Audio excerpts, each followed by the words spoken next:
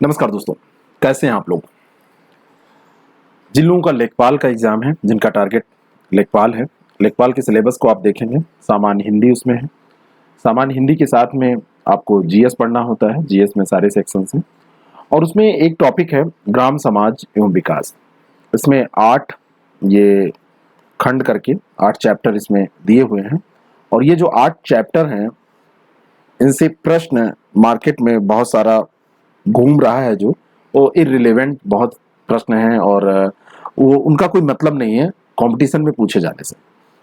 आज इस सीरीज में जो हम करने जा रहे हैं, एक साथ में ग्राम समाज एवं विकास के 100 से ऊपर प्रश्न, 110 प्रश्न हैं जिनको हम करने जा रहे हैं, एक साथ करेंगे और इसको आप देख लेंगे तो ये पूरा सिलेबस जहां से इसमें पूछे जाने योग्य प्रश्न हैं वो सारे आपके कवर हो जाएंगे। जैसे ग्राम विकास भारतीय संदर्भ में यहाँ से कोई विशेष प्रश्न नहीं, दूसरे चैप्टर से बनेगा, चौथे से बनेगा, पांचवें से बनेगा और ऐसे ही त्रिस्तरीय पंचायती राज व्यवस्था से केंद्र और राज्य सरकार की जो योजनाएं हैं और भूमि सुधार, इनसे बनेगा। एक दो चैप्टर इसमें ऐसे हैं जहां से बहुत प्रश्न आपसे नहीं पूछा जाएगा, तो इसको हमको देखना है। चलिए शुरू करते हैं। 25 प्रश्न पहले हमने डिस्कस किए थे, लेकिन उनको लेते हुए भी कंप्लीट हम इसको देखेंगे जिससे आपको इधर उधर भटकना ना पड़े, सारा जो है आपका कवर हो जाए, कोई भटकाव ना हो और आप अच्छे से एक जगह पढ़ के एक साथ एग्जाम के लिए तैयार कर सकें। तो पहला प्रश्न लेते हैं, सबकी व्याख्या भी हम करते चलेंगे और आप लोग उसको सही से पढ़ते चलिए, करते चलिए और समझते चलिए। All the very best for your exam. एक बार बढ़िया से इसको पढ़ लीजिए फिर दीजिए एग्जाम। ग्रामीण विकास मंत्रालय कितने विभागों से मिलकर बना है? क्योंकि ये जो सिलेबस है उसमें ग्रामीण विकास की बात की जा रही है, लेखपाल पोस्ट भी ग्रामीण विकास से रिलेटेड है, तो ग्रामीण विकास मंत्रालय के विभाग आपसे पूछे जा सकते हैं। ग्रामीण विकास मंत्रालय को अगर आप बांटेंगे तो 2 भागों में बांट सकते हैं।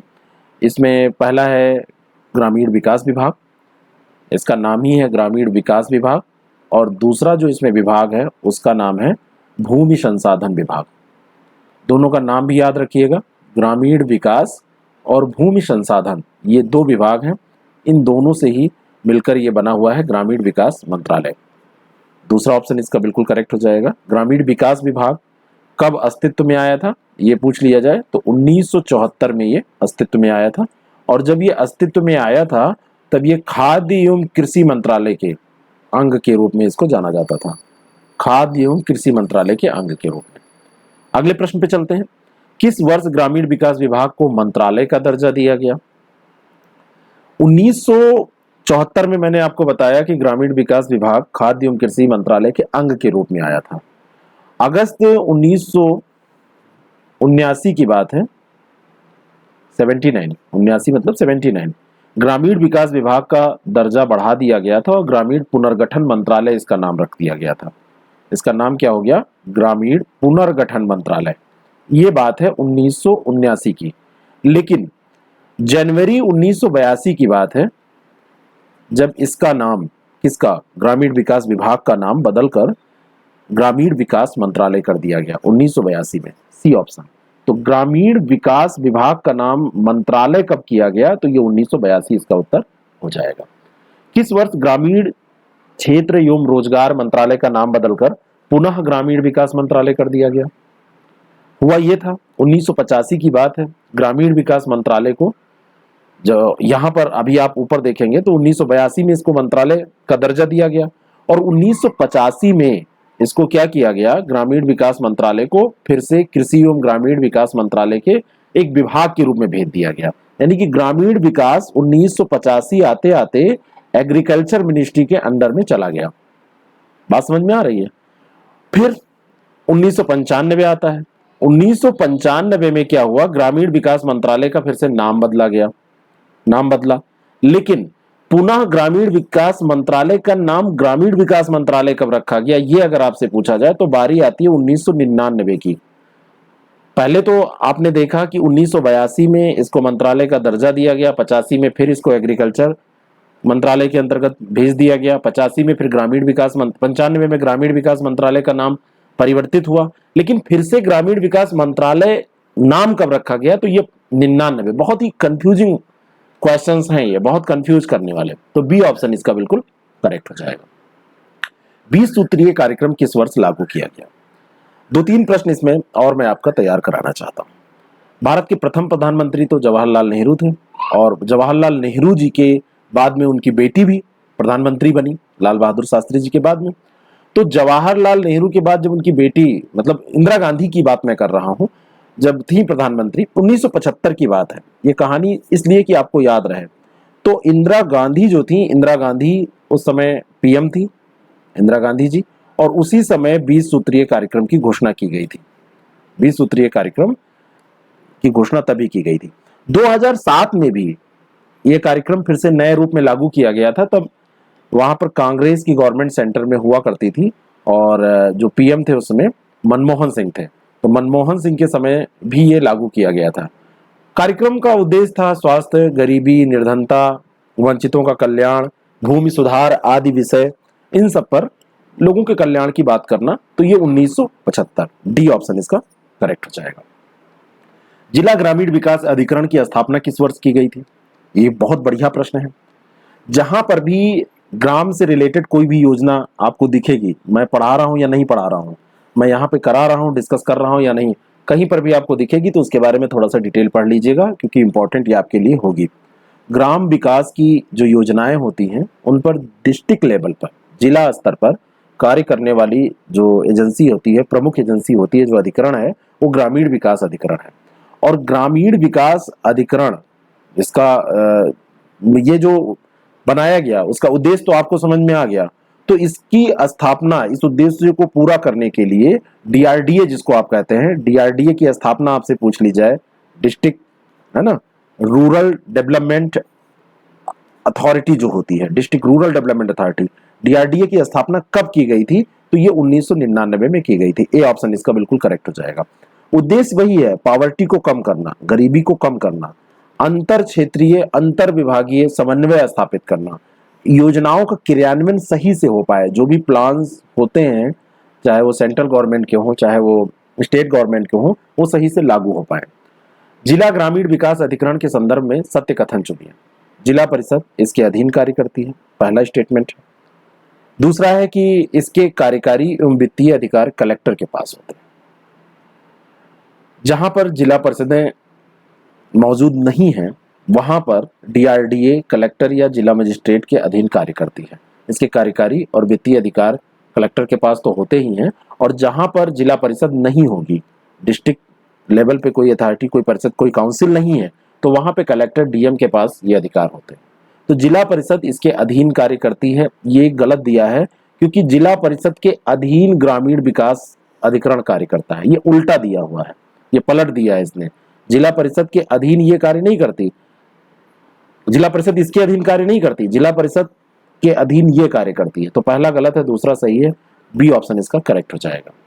अगला जो प्रश्न है, ऑपरेशन ग्रीन योजना किस वर्ष शुरू की गई थी? ऑपरेशन ग्रीन योजना किस वर्ष शुरू की गई थी? ये थोड़ा सा मिसप्रिंट है, इसमें गलत टाइप हुआ है। तो ऑपरेशन ग्रीन योजना मोस्ट इंपॉर्टेंट है। सबसे पहले तो आप ये जानिए कि ये किसके लिए है। नाम ग्रीन योजना है खाद्य संस्करण उद्योग से रिलेटेड, खाद्य प्रसंस्करण उद्योग से ये रिलेटेड है, खाद्य प्रसंस्करण उद्योग से। इसकी शुरुआत जो की गई थी वो 2020 में की गई थी।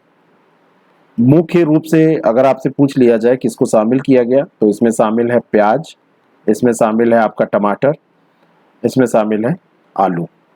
ठीक है, खाद्य प्रसंस्करण की उचित व्यवस्था हो जाए, उसकी कीमतों में वृद्धि ना हो। कई बार जब कोई कंपनी इसमें आती है, अपने हिसाब से वो करती है, तो कीमतों में वृद्धि हो जाती है, वो भी ना हो, और उद्योग के रूप में भी इसका इस्तेमाल हो पाए। तो 2020 में इसको शुरू किया गया था। इससे ज्यादा इंफॉर्मेशन आपको इसके बारे में नहीं चाहिए। प्रधानमंत्री मत्स्य संपदा योजना के संदर्भ में असत्य कथन, सत्य और असत्य आप ध्यान रखिएगा। कब शुरू की गई ये योजना, ये आपको देखना है। 2017 दे रहा है, जो कि गलत है। 2021 तक मत्स्य उत्पादन 220 लाख मीट्रिक टन करना है, ये लक्ष्य रखा गया, ये भी यहाँ पर गलत है, क्योंकि ये योजना शुरू कब की गई थी? ये योजना शुरू की गई थी 2020 में, नई योजना है बिल्कुल, और लक्ष्य रखा गया था कि 2024-25 तक 220 लाख मीट्रिक टन उसका लक्ष्य मत्स्य उत्पादन का रखा गया था। प्रधानमंत्री मत्स्य योजना इसका नाम है। सेंट्रल गवर्नमेंट की योजना है। तो यहाँ पर दोनों के दोनों स्टेटमेंट जो हैं वो गलत हो जाएंगे, डी ऑप्शन इसका बिल्कुल करेक्ट हो जाएगा। ठीक है, अगला प्रश्न, दोनों के दोनों यहाँ पर स्टेटमेंट गलत है। परंपरागत कृषि विकास योजना किस वर्ष शुरू की गई थी? कब इसकी शुरुआत हुई थी? परंपरागत कृषि विकास योजना, परंपरागत कृषि विकास योजना का उद्देश्य क्या है? अगर आपसे ये पूछ लिया जाए व्हाट इज द पर्पस, तो ये कृषि को बढ़ावा देकर मृदा की गुणवत्ता का संरक्षण, मतलब एग्रीकल्चर का तो अपग्रेडेशन करना ही है, साथ में जो सॉइल कंजर्वेशन है उसको भी ध्यान में रखना है, इसकी जो गुणवत्ता है, इसकी जो क्वालिटी है उसको बनाए रखना है। तो सॉइल की क्वालिटी भी बनी रहे, उसका संरक्षण भी हो सके और एग्रीकल्चर को भी बढ़ावा मिले, इसके लिए 2015 में ये योजना शुरू की गई थी। प्रधानमंत्री कृषि सिंचाई योजना पर वर्ष 2015-16 से 2019-20 तक कितने हजार करोड़ रुपए निवेश का प्रावधान किया गया? ये फैक्चुअल क्वेश्चन है, लेकिन 50,000 करोड़ रुपए याद रखना कठिन नहीं है, इसमें किया गया। और इसका उद्देश्य था कि हर खेत तक पानी पहुंच जाए, खेती अच्छे से हो सके, पानी की बर्बादी को रोक दिया जाए। और एक आपने पढ़ा होगा, कई बार देखा होगा, पर ड्रॉप मोर क्रॉप, हर बूंद अधिक खेती, पर ड्रॉप मोर क्रॉप की बात की जाती है, यानी कि हर ड्रॉप में एक बूंद खेती, अगर जैसे पानी भर दिया जाए तो वो खेतों में, तो वो दूसरी तरीके से इफेक्ट करता है, नुकसान भी कभी कभी करता है। और अगर छिड़काव के द्वारा पानी डाला जाए तो वो पेड़ों को कई तरीके से फायदा करता है और कम पानी में ज्यादा सिंचाई हो जाती है, ज्यादा सिंचाई होती है। तो ये इसका उद्देश्य था।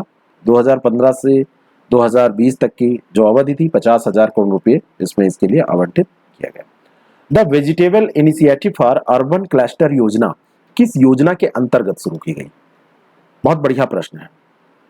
Vegetable initiative for urban cluster योजना, उद्देश्य क्या है? शहर के पास आप देखेंगे तो जमीनें वहां भी होती हैं, लेकिन वहां पर सब्जी का उत्पादन अच्छे से हो पाए, सब्जियों की उपलब्धता सही से हो पाए, और उसका कारण ये है कि फ्रेश सब्जी शहरों को मिल सके। भाई गांव से सब्जी आती है तभी शहरों को मिलती है, तो अगर वहां पे भी हो जाए तो आपूर्ति और आसान हो जाएगी, सप्लाई चेन और मजबूत हो जाएगी। तो 2012-13 की बात है, 2013-14 की बात है, उस समय 300 करोड़ रुपए की राशि रखकर इस योजना को शुरू किया गया था, राष्ट्रीय कृषि विकास योजना के अंतर्गत। नेशनल एग्रीकल्चर डेवलपमेंट जो स्कीम थी उसी के अंतर्गत the vegetable initiative for urban cluster योजना को शुरू किया गया था। सघन कृषि विकास कार्यक्रम कब शुरू किया गया था? तो सघन कृषि विकास कार्यक्रम किस लिए था, कहां कहां शुरू किया गया था? पूरे भारत में, पूरे इंडिया में 1960-61 की बात है, उस समय 7 डिस्ट्रिक्ट इन होल इंडिया, पूरे भारत में 7 जिलों को चुना गया था। अलीगढ़ भी इसमें शामिल था, उत्तर प्रदेश का, तंजौर, संभलपुर, रायपुर, पश्चिमी गोदावरी, लुधियाना, और अगर यूपी का आपसे पूछ लिया जाए तो अलीगढ़ इसमें शामिल था। इसको चुना गया था सघन कृषि विकास कार्यक्रम के अंतर्गत 60-61 में। कमेंट करके आपको बताना है कि उस समय पीएम कौन था, यहाँ का भारत का पीएम कौन था, और ये भी बता दीजिएगा कि उस समय यूपी का सीएम कौन था। ये दोनों प्रश्न का जवाब दीजिएगा तो आगे और अच्छे अच्छे वीडियो में लेके आऊंगा आपके लिए, अच्छी क्लासेस।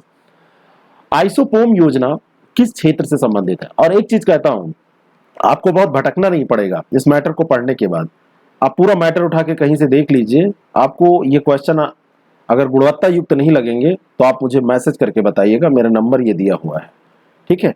और बाकी मैं आपको ये भी दावा करता हूं कि अगर आपने इसको किसी को शेयर किया तो पूरी जिंदगी आपको भूलेगा नहीं, तो आप ये काम, नेक काम कर डालिएगा। अगर आपको पसंद आता है तो लाइक का बटन जरूर दबाइएगा। जितने लोग देख रहे हैं अगर वो लाइक का बटन दबाएंगे तो हम लोगों को प्रोत्साहन मिलेगा, हमारी टीम इस पे ढूंढती है, वर्क करती है, क्वेश्चन बनाती है, तो उसको थोड़ा सा अच्छा लगेगा। बाकी उसमें आपका कोई पैसा नहीं खर्च होना है। आइसोपोम योजना किस क्षेत्र से संबंधित है? कौन सी योजना है ये? Integrated scheme for oil seed, pulses, oil palm and maize. Integrated scheme IS से हो गया, for oil seeds, pulses, oil palm and maize, ये आइसोपोम है। ये कार्यक्रम 1986 में शुरू किया गया था, 1986 में ये शुरू किया गया था, और उस समय शुरुआत हुई थी तिलहन पर प्रौद्योगिकी मिशन के अंतर्गत इसकी, है ना। बाद में ये सब भी इसमें शामिल किया गया, लेकिन मुख्य रूप से अगर आपसे पूछ लिया जाए किससे रिलेटेड है तो तिलहन से ही ये रिलेटेड है। सब तेल वाली ही तो बात है यार, ए ऑप्शन इसका बिल्कुल करेक्ट हो जाएगा। राष्ट्रीय कृषि विकास योजना को किस पंचवर्षीय योजना के दौरान शुरू किया गया? कौन सा 5 ईयर प्लान था जब राष्ट्रीय कृषि विकास योजना को शुरू किया गया था? तो राष्ट्रीय कृषि विकास योजना शुरू की गई थी छठी पंचवर्षीय योजना के अंतर्गत। बी ऑप्शन इसका बिल्कुल करेक्ट हो जाएगा। ठीक है, तो छठी पंचवर्षीय योजना के अंतर्गत इसको शुरू किया गया था। प्रथम पंचवर्षीय योजना अगर आपसे कभी पूछ ली जाए कि प्रथम पंचवर्षीय योजना कब शुरू हुई थी, तो आप क्या बताएंगे?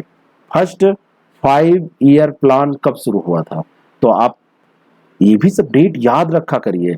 ये सारी चीजें ऐसी हैं जो आपसे कभी भी पूछी जाती हैं। अगर जैसे ये प्रश्न आपसे पूछ लिया गया और आप कंफ्यूज हो गए तो थोड़े से में गलत हो जाएगा। मतलब लोगों को कंफ्यूजन क्या होता है, 1950 से 55 होगा या फिर 1951 से 56 होगा 1900, यही ऐसे ही तो कंफ्यूजन होता है। तो पहली ये योजना थी, इसको जवाहरलाल नेहरू जी पीएम थे और वाइस प्रेसिडेंट उसमें गुलजारी लाल नंदा थे। तो उन्होंने इसको उस समय हेराल्ड डोमर मॉडल उसको बोलते हैं, उसी के आधार पर इसको शुरू किया था। तो इसको हेराल्ड डोमर के नाम से भी जाना जाता है इस योजना को। और बेसिकली ये योजना जो थी वो डेवलपमेंट ऑफ प्राइमरी सेक्टर, क्योंकि उसमें उस समय जो नेसेसिटी जो आवश्यकताएं थी वो यही थी कि सबसे पहले प्राइमरी सेक्टर को डेवलप किया जाए। आजीविका ग्रामीण एक्सप्रेस योजना को किस वर्ष शुरू किया गया? कौन से साल में आजीविका ग्रामीण एक्सप्रेस योजना को शुरू किया गया? तो ये बहुत पुरानी योजना नहीं है। जो भी पिछड़े इलाकों में रहने वाले लोग हैं तो वहां पर स्वयं सहायता समूह के माध्यम से पिछड़े इलाकों में सड़क परिवहन की व्यवस्था को सुचारू रूप से कैसे संचालित किया जाए, इससे ये रिलेटेड थी। आजीविका ग्रामीण मिशन योजना की शुरुआत 2017 में की गई थी। तो ये स्वयं सहायता सेल्फ हेल्प ग्रुप एसएचजी जो हैं, तो उनसे पिछड़े इलाकों में सड़क परिवहन की व्यवस्था को संचालित करने की बात इसमें की गई थी, उनकी मदद से, उनकी हेल्प से। श्यामा प्रसाद मुखर्जी रूर्बन मिशन का आरंभ कब किया गया था? रूर्बन मिशन का मतलब है कि अर्बन फैसिलिटी रूरल एरियाज में देना।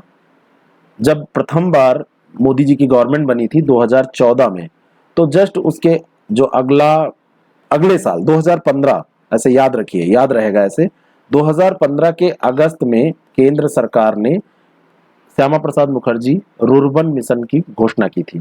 और इसकी जो घोषणा की गई थी उस समय, वो की गई थी आपकी छत्तीसगढ़ से। छत्तीसगढ़ से ये घोषणा की गई थी और इसका उद्देश्य रखा गया था 2020 तक। इन्होंने कहा था कि 300 ग्रामीण स्तर पर क्लस्टर स्थापित किए जाएंगे और ये क्लस्टर ऐसे होंगे जहां पर बिल्कुल सिटीज वाला एनवायरनमेंट होगा, सिटी जैसी सुविधाएं यहाँ पर होंगी। तो शुरुआत हुई थी 2015 में, लक्ष्य 2020 का रखा गया था कि 300 क्लस्टर ये ऐसे बनाए जाएंगे। भारत निर्माण योजना कितने क्षेत्रों के उन्नयन को लक्षित करने हेतु लॉन्च की गई थी?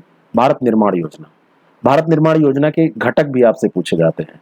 इसमें 6 क्षेत्र थे या 6 घटक थे और इनमें क्या क्या था? इसमें एक याद रखिए सड़क, दूसरा याद रखिए बिजली, है ना, लाइट, सड़क, बिजली, और तीसरा इसमें बेसिक नीड है पानी, अगला इसमें है सिंचाई। 4 ये हो गए। और क्या था इसमें? एक था इसमें दूर संचार और एक इसमें था ग्रामीण आवास। ग्रामीण आवास जो विभिन्न योजनाओं के तहत बनाए जाते हैं ना, तो विभिन्न योजनाएं क्या उसमें वही है, मेन इंदिरा गांधी आवास जो शुरू में थे, उन्हीं का नाम वाम बदलता रहता है, बाकी वही। तो जो ये आवास है, ये 6 इसके घटक हैं। तो इन्हीं 6 क्षेत्रों को टारगेट करके ये चलती है। नेक्स्ट क्वेश्चन, प्रधानमंत्री आदर्श ग्राम योजना किस मंत्रालय द्वारा शुरू की गई थी? कौन सा मंत्रालय है जिसको शुरू करता है? तो इसको शुरू करने वाला मंत्रालय, ये जो प्रधानमंत्री आदर्श ग्राम योजना है, 2009-10 में ये शुरू की गई थी, सामाजिक न्याय एवं अधिकारिता मंत्रालय के द्वारा। उद्देश्य था गांवों को अच्छे से डेवलप किया जाए, समुचित विकास उनका किया जाए और अनुसूचित जातियों की संख्या 50% से जहां ज्यादा होती थी, एससी जहां पर मोर देन 50%, तो वहां पर इसको टारगेट किया जाता था आदर्श ग्राम योजना के अंतर्गत उन गांवों को। हरियाली योजना का शुभारंभ किस मंत्रालय के द्वारा किया गया था? हरियाली योजना किससे रिलेटेड है? 2003 में एक योजना शुरू की गई जिसका उद्देश्य था जल संग्रहण करना।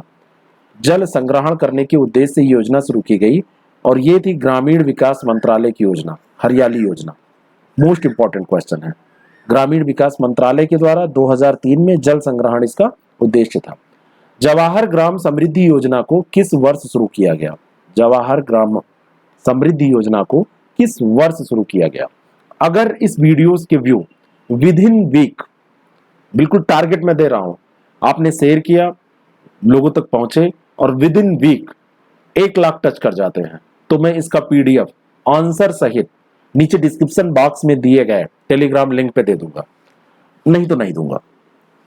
एफर्ट लगता है, टीम वर्क करती है, बहुत सारा इसमें सोर्स लगता है, ढूंढती है, और उसके बाद में फिर अगर इसको गंभीरता से कोई नहीं लेता है तो फिर मजा नहीं आता है। अगर विद इन वीक, आज की तारीख से 1 हफ्ते जोड़ लीजिएगा, लाइक और वो दोनों जो शेयर, तो इसका पीडीएफ मैं दे दूंगा। इतना इजी आपके लिए हो जाएगा, पूरा आंसर सहित पीडीएफ रहेगा। रिवीजन कीजिएगा, जाइएगा, आसानी रहेगी आपके लिए पढ़ने की।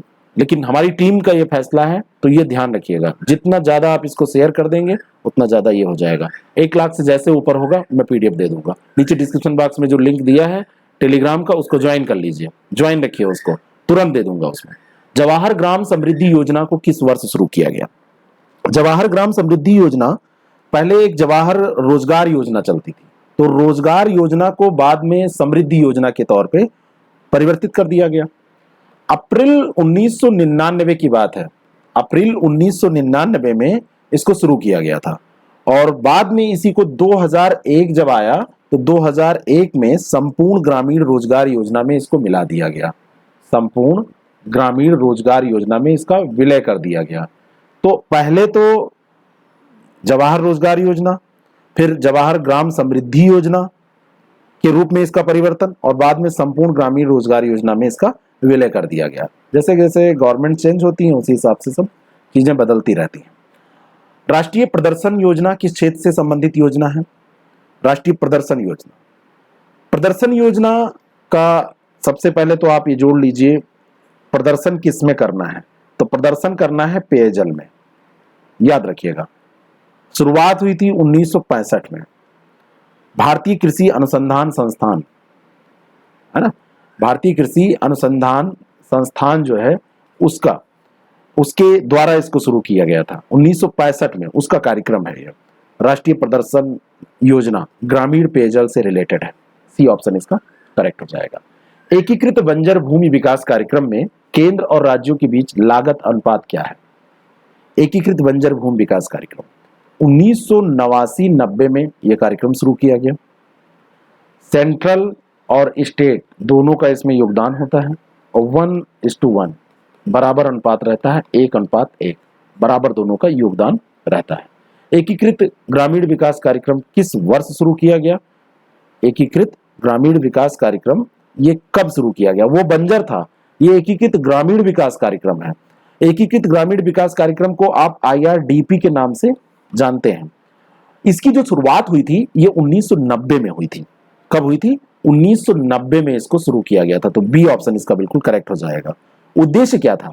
क्योंकि ये ग्रामीण क्षेत्र में कार्य करने के लिए, ग्रामीण क्षेत्र में से रिलेटेड है, तो पॉवर्टी को, गरीबी रेखा से नीचे रहने वाले लोगों को टारगेट इसने किया।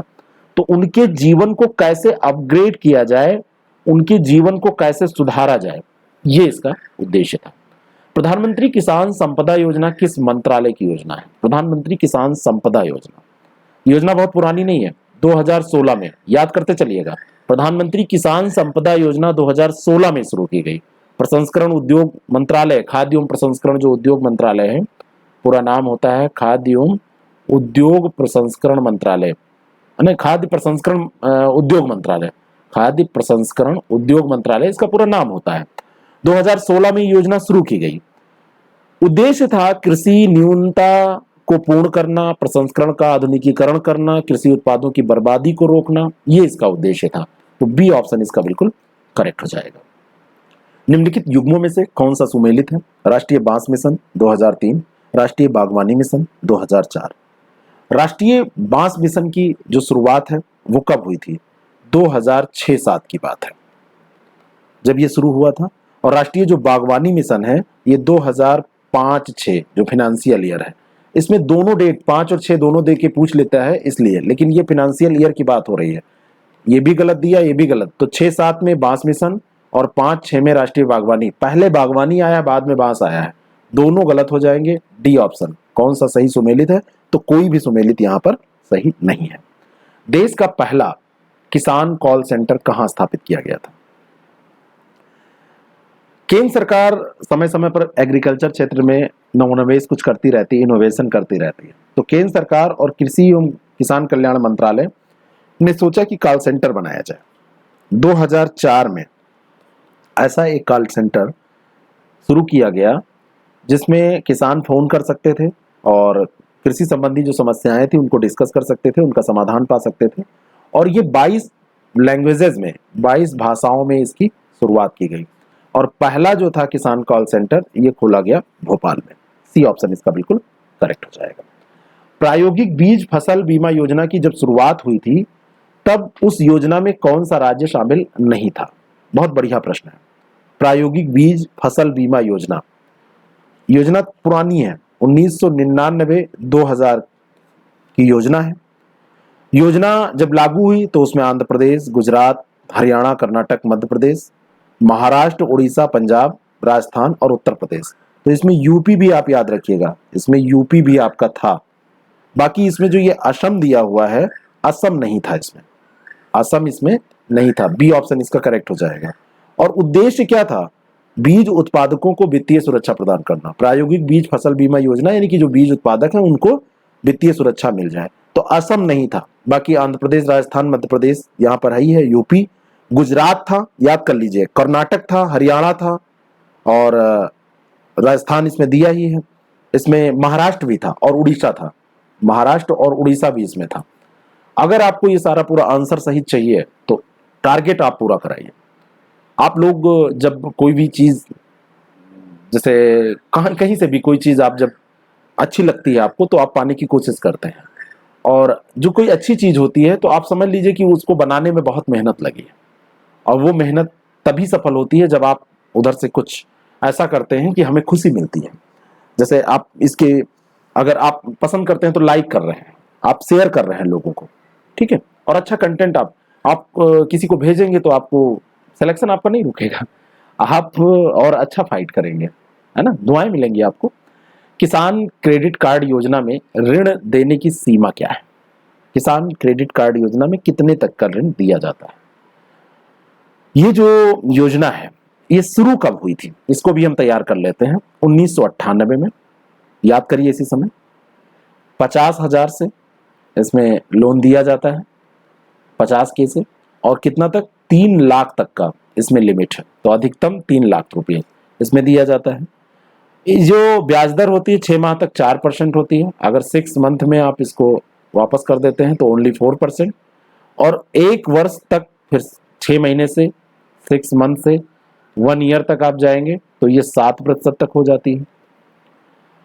इसमें बीमा कवर भी होता है, फसल का बीमा भी करवा सकते हैं इसके अंतर्गत कवर। और अगर किसान की मृत्यु हो जाती है तो 50,000 रुपये का इसके अंतर्गत इंश्योरेंस क्लेम किया जा सकता है, बीमा कवर भी होता है।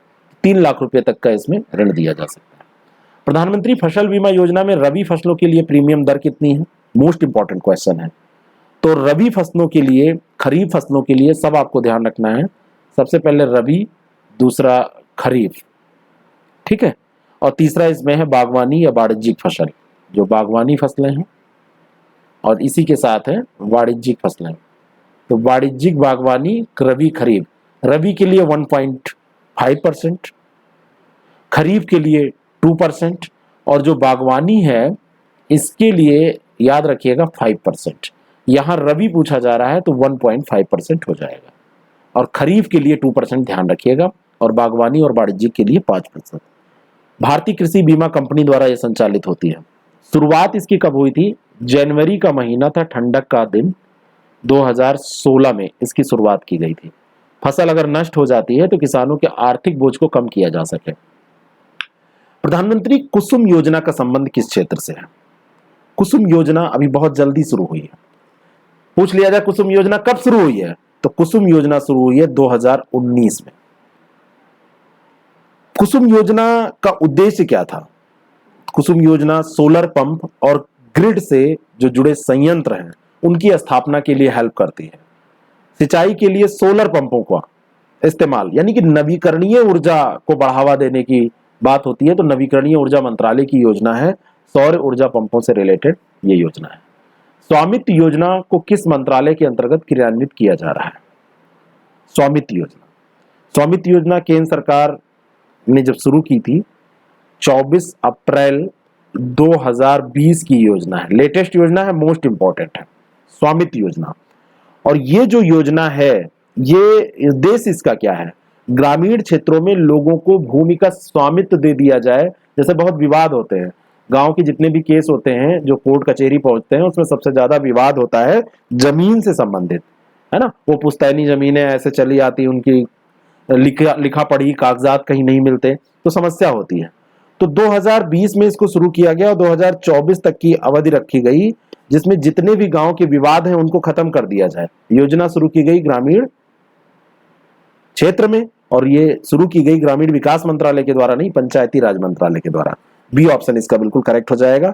24 अप्रैल पंचायती राज दिवस 24 अप्रैल को मनाया जाता है, तो 2020 का जब मनाया गया तभी इसकी घोषणा की गई थी। प्रियदर्शनी योजना को प्रायोगिक तौर पर किस राज्य में शुरू किया गया है? प्रियदर्शनी योजना है क्या? पायलट प्रोजेक्ट के तौर पर इसको शुरू किया गया है, और पायलट प्रोजेक्ट के तौर पर शुरू की गई ये योजना महिला एवं बाल विकास मंत्रालय की योजना है।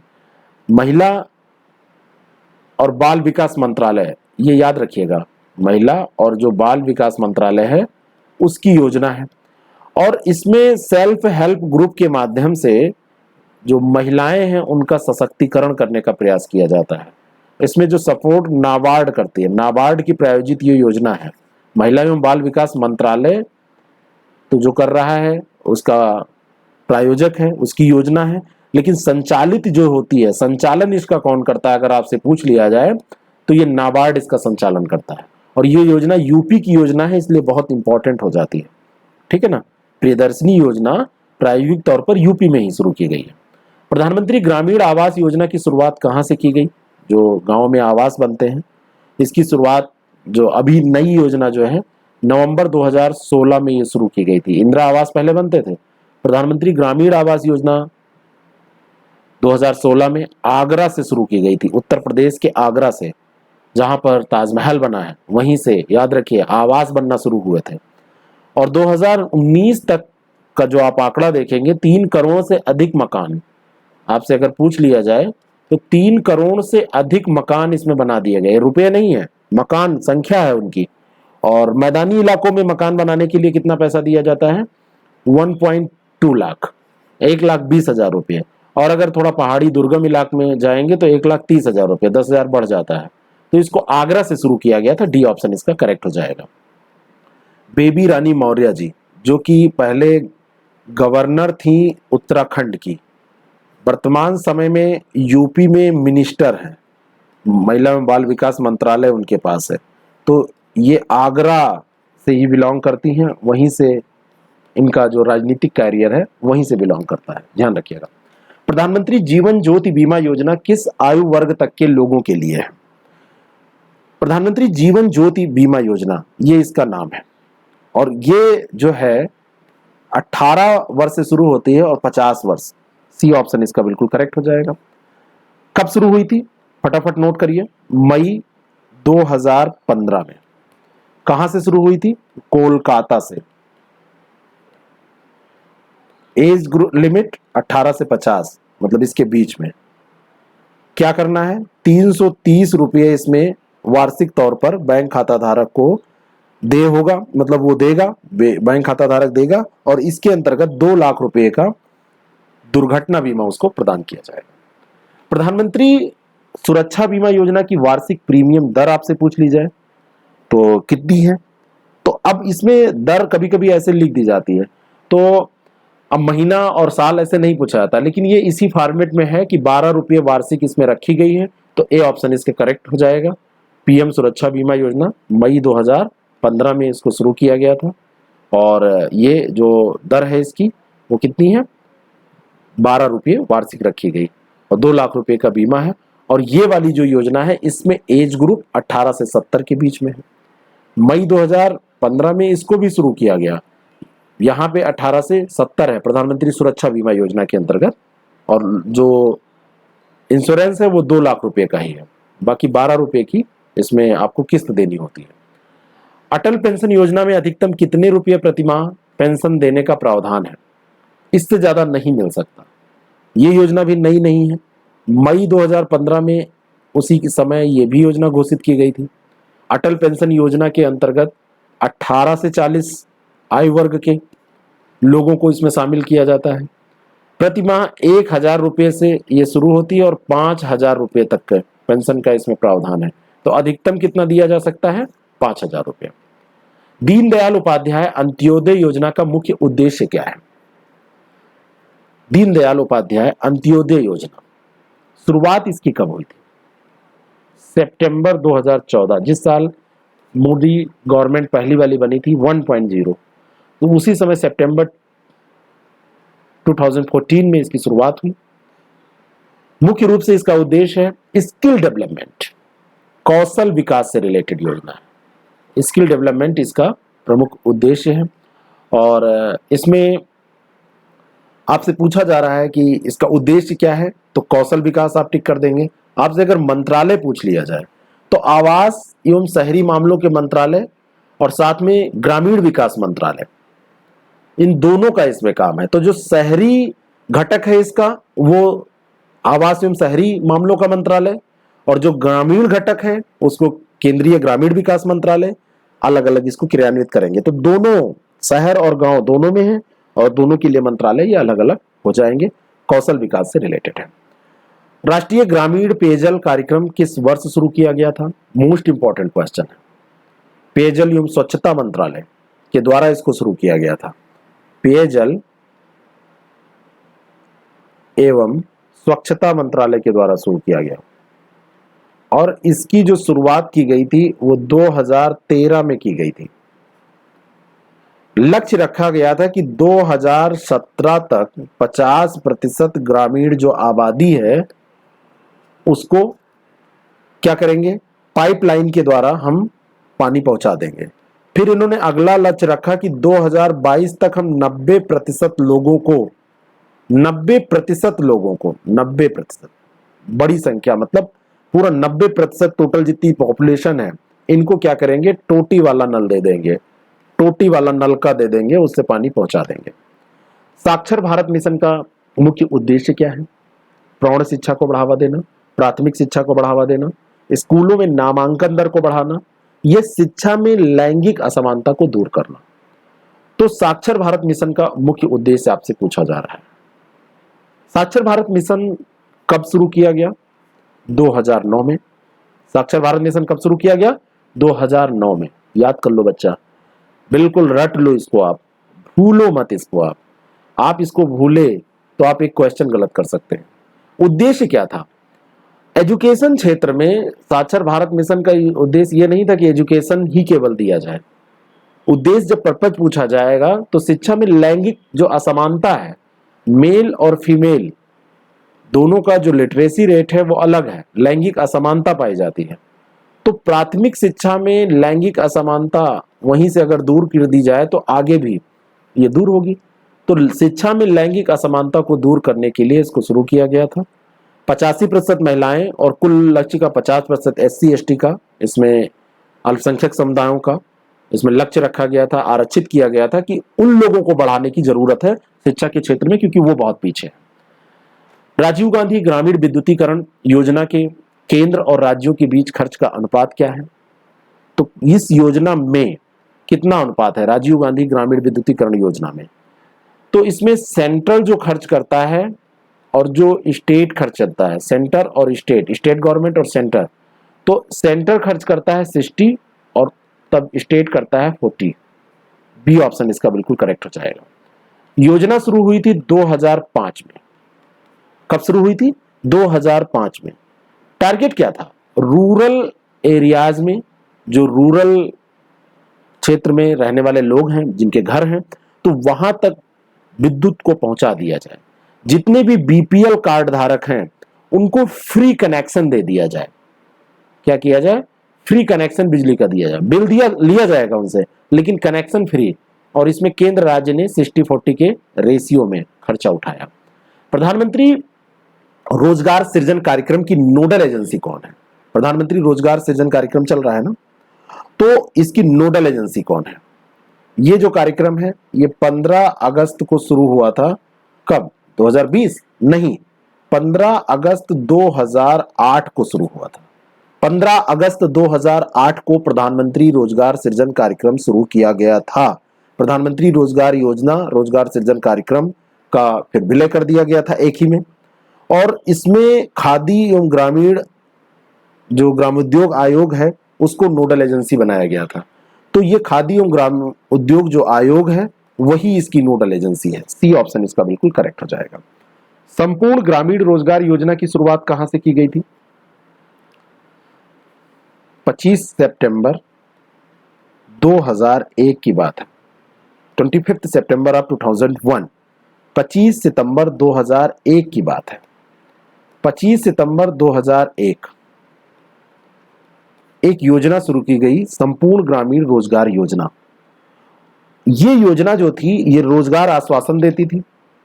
ग्रामीण जवाहर जो ग्राम समृद्धि और काम के बदले अनाज कार्यक्रम जो था उसको भी इसमें शामिल कर दिया गया था। तो रोजगार आश्वासन, जवाहर ग्राम समृद्धि एवं काम के बदले अनाज कार्यक्रम, इन सब का विलय कर दिया गया और फिर इसको शुरू किया गया। 2011 में इसको राजीविका मिशन में फिर से विलय कर दिया गया। 2001 में तो ये शुरू हुई और इसकी जो शुरुआत हुई 2001 में मथुरा से हुई थी। 2011 जब आया तो 2011 में राष्ट्रीय आजीविका मिशन, इसमें इसको विलय कर दिया गया।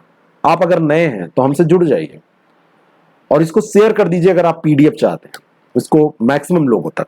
1 लाख का टारगेट है। 1 लाख अगर टारगेट इसका पूरा आप 1 हफ्ते में कर देते हैं तो हम आपको पीडीएफ इसका दे देंगे। बिल्कुल क्लियर जान लीजिए। और ये हो सकता है, आप जितने लोग देख रहे हैं उन सभी ग्रुप्स में, उन सभी लोगों तक इसको पहुंचाने की आप कोशिश करिए जो लोग इसका लाभ उठा सकते हैं। ठीक है, तो इसका डिटेल पीडीएफ हम आपको दे देंगे।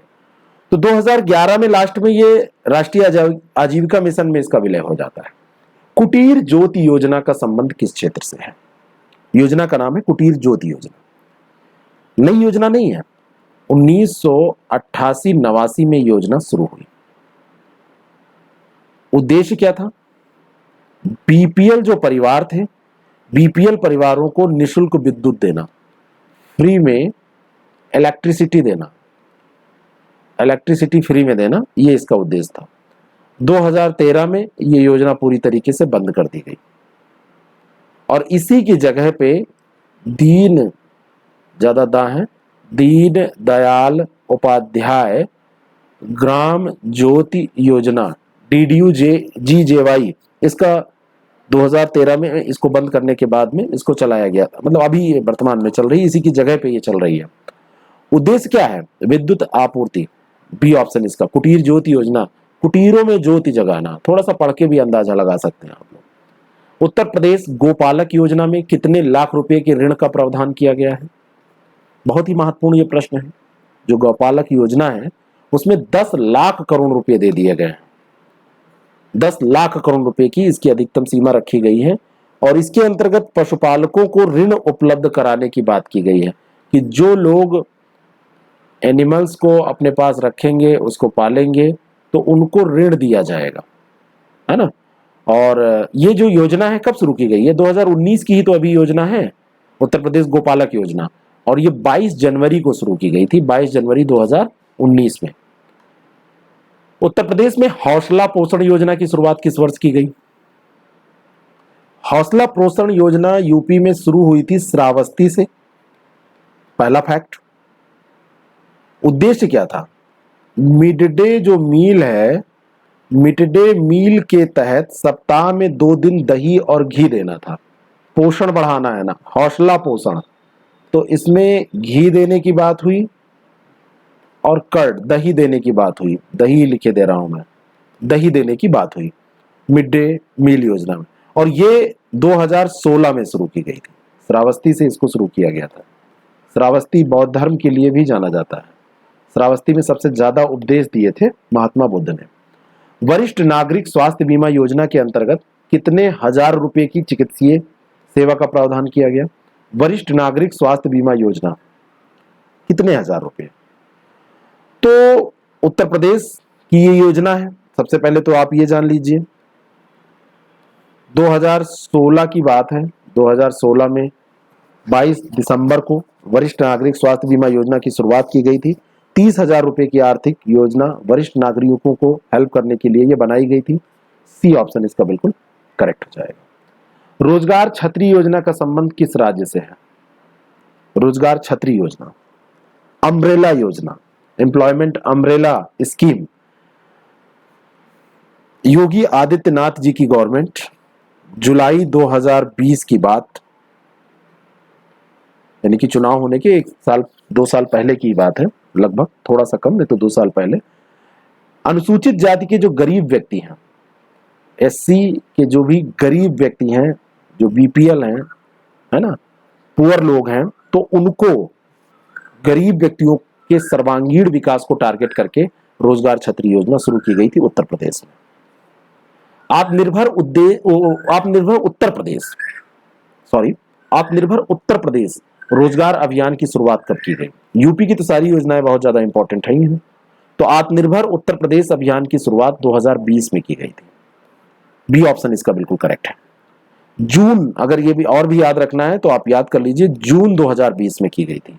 कोरोना महामारी में जब लोग लौटे बाहर से, तो राज्यों से जो लौटे श्रमिक थे, तो उनका रोजगार कैसे उनको फिर मिल पाए, रोजगार का अवसर उपलब्ध कराना है इसका उद्देश्य था। उत्तर प्रदेश के 31 जिलों में इसको शुरू किया गया था उस समय, 31 डिस्ट्रिक्ट्स ऑफ द यूपी। मुख्यमंत्री शिक्षुता कार्यक्रम के तहत युवाओं को ट्रेनिंग के दौरान प्रति माह कितना भत्ता दिया जाता है? ये जब युवा लोग ट्रेनिंग इसमें करते हैं तो उनको कुछ भत्ता दिया जाता है 2500 रुपये का, और इसमें 1500 रुपये जो होते हैं वो सेंट्रल गवर्नमेंट देती है, और जो स्टेट गवर्नमेंट है उसका योगदान होता है 1000 रुपये का। टोटल 2500 रुपये इसमें दिए जाते हैं मुख्यमंत्री शिक्षुता कार्यक्रम के अंतर्गत, है ना। तो ये ध्यान रखिएगा, ये बहुत इंपॉर्टेंट है। अप्रेंटिस वाली जो योजनाएं चलती हैं, स्किल की योजनाएं चलती हैं, ये बहुत इंपॉर्टेंट होती है। उत्तर प्रदेश मुख्यमंत्री बाल सेवा योजना के लाभ हेतु आयु सीमा क्या है? किस वर्ष तक के लोग इसका लाभ उठा सकते हैं? मई 2021 की बात है। मई 2021 में इस योजना को शुरू किया गया था। कोरोना महामारी से जो निराश्रित हुए बच्चे थे, उनके देखभाल के लिए पैदा हुआ बच्चा से लगा के, यानी कि 0 से लगा के 18 वर्ष तक उनकी देखभाल का प्रावधान इसमें किया गया था। 4000 रुपये की प्रति माह आर्थिक सहायता दी जाएगी। किसको? जो भी उसका गार्डियन होगा।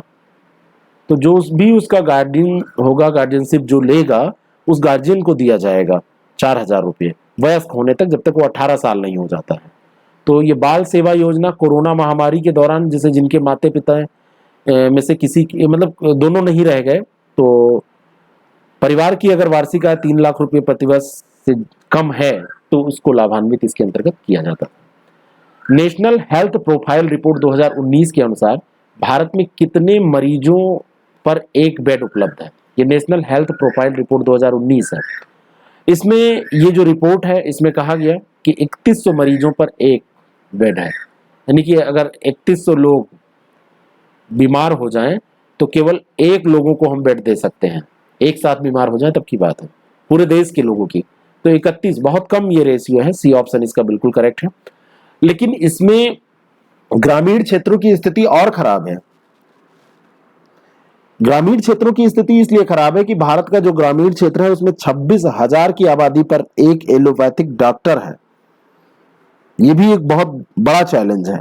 टोटल में बेड तो 3100 है एक व्यक्ति पे, मतलब 3100 व्यक्ति पर एक बेड है, लेकिन यहां पर 26,000 लोगों की आबादी आप देखेंगे तो एक एलोपैथिक डॉक्टर आपको मिलेगा, पढ़ा लिखा डॉक्टर।